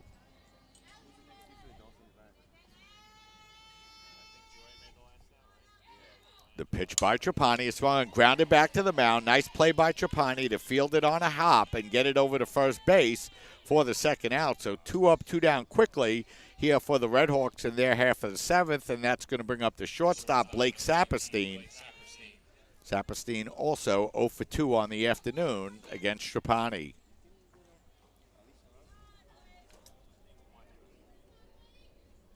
Trapani's first pitch is going to be taken for a strike, 0-1. Looking ahead for the Dolphins in their half of the seventh, it'll be Christy Coangelo, Ashley Notaro, and Jamie Holmes, the 5, 6, and 7 batters. But that ball is going to be first lashed into right center field, and that's going to be in for a base hit and roll all the way to the wall. Coangelo gets the ball off the wall in right center field, gets it back into second base, but it'll be a 2-out double for Blake Saperstein, the 4th Red Hawk hit of the afternoon, and the Red Hawks have a runner in scoring position with 2 out for the first baseman, Samantha DiClemente. Montclair has been very, very selective on what pitches they want to hit, and it's been very successful for them. That's the second time today that a ball has been right in between the gap of the center fielder and the right fielder. As the Dolphins throw down to second base, as Saperstein able to get back into second safely. DiClemente 1 for 2 this afternoon. She singled in her last at-bat in the 5th, and she's ahead in the count now, 1-0. And the pitch now is going to be taken for a ball, 2-0. So 2 balls, no strikes to count. The wind and the pitch, and that's up high for a ball, 3-0. And Trapani hasn't been close with those first 3 pitches, Sam. It's been quite tough for her all day. For Catilla as well, for both of the Dolphin pitches, it's been very hard for them to find the strike zone. Trapani found it very quickly in the beginning of the game, but it's starting to lose it. 3 balls, 1 strike as she's able to get that one over the plate. Trapani trying to get the Dolphins back into the dugout here, trailing just by a single run. Offense, a real struggle for the Dolphins here this afternoon. They just have 8 hits on the doubleheader, all singles, as DiClemente will walk on the 3-1 pitch, and that's going to bring up the center fielder, Victoria Gehring. Trapani has retired Gehring twice this afternoon. She popped the center in the 3rd and popped up back to Trapani in the 5th. Trapani looking in for the sign. She's ready. The pitch is taken for a strike, 0-1.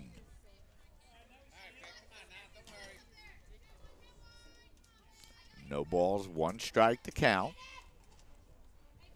Trapani ready. The 0-1 is swung on and blooped down the right field line. If it's fair, it's trouble, but it'll be foul. And now Trapani finds herself ahead in the count, 0-2. No balls, 2 strikes, 2 outs, 2 on for the Red Hawks here in the top half of the 7th inning. Montclair State leads 1-0 and are 3 outs away from coming on the road, breaking the Dolphins' 19-game winning streak and sweeping the Dolphins here this afternoon as that ball is blooped up to shortstop. Richards is there. She's under it, and she makes the catch for the final out. So the Red Hawks threaten, but they do not score. No runs, a hit, a walk, 2 left. 6.5 innings in the books. Last chance for the Dolphins with the score. Montclair State 1, CSI nothing. We'll step aside, take a break, and we'll be right back.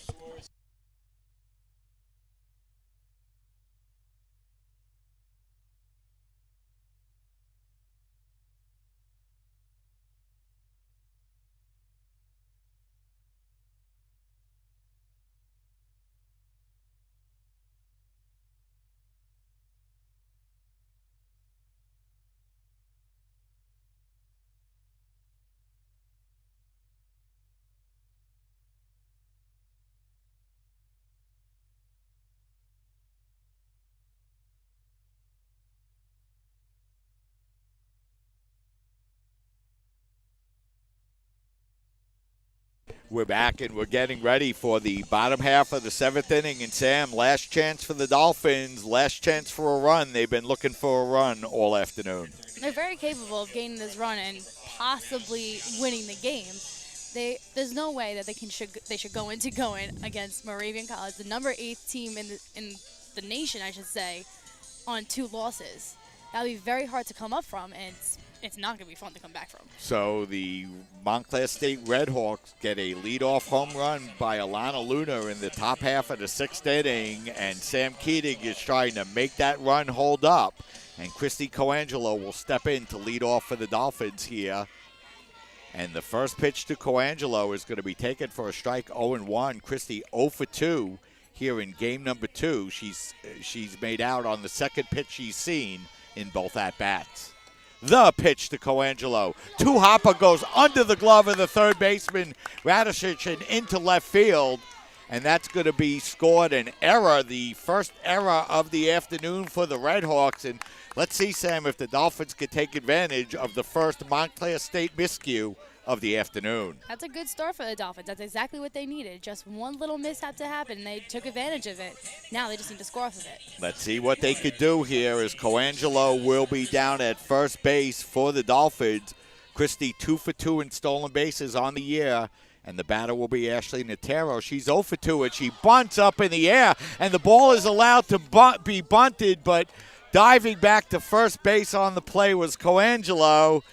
And the Dolphins once again are unable to get down the sacrifice. And, Sam, it's been that kind of afternoon for the Dolphins. That's a very difficult ball to read. You don't know if it's going to be falling right in the middle. You don't know if it's going to be caught. So I think Chrissy did the smart thing of going back.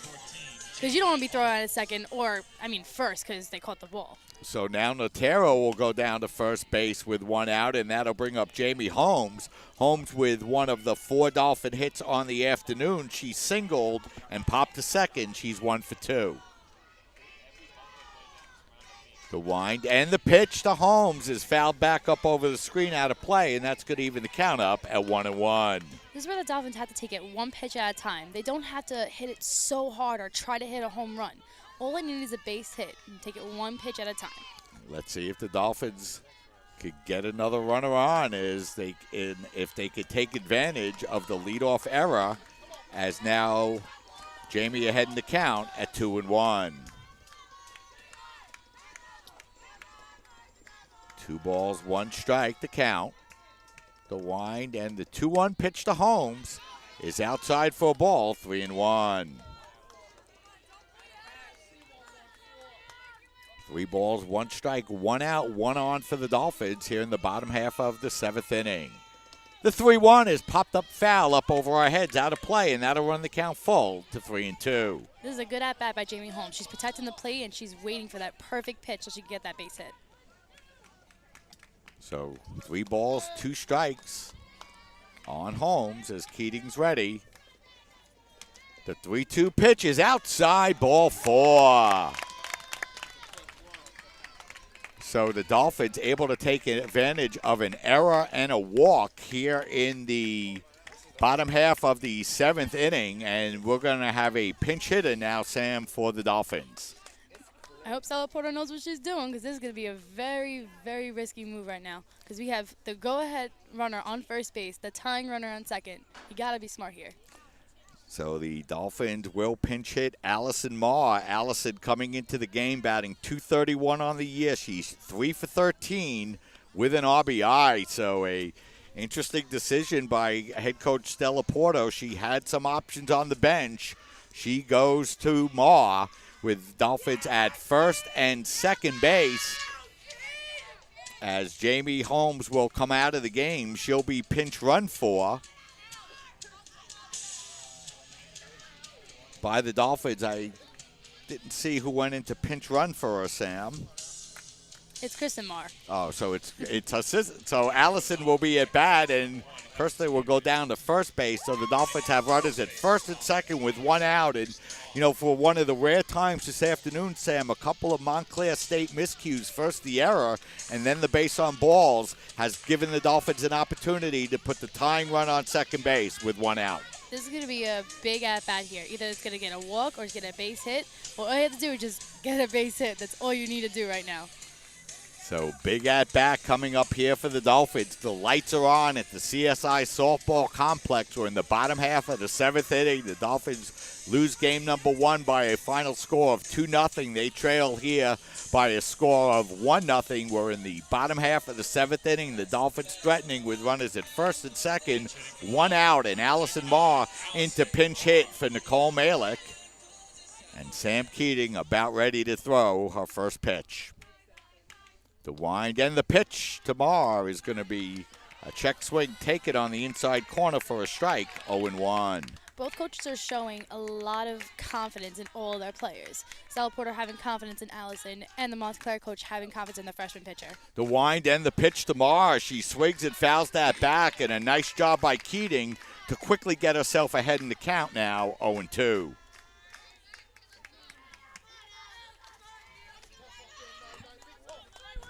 Keating versus Ma, first and second for the Dolphins. 1 out. Bottom of the 7th, 1-0. The 0-2. Down low for a ball, 1-2. Juliana Quatella on deck here for the Dolphins, who are trying to get their first run of the afternoon and battle back from this 1-0 deficit.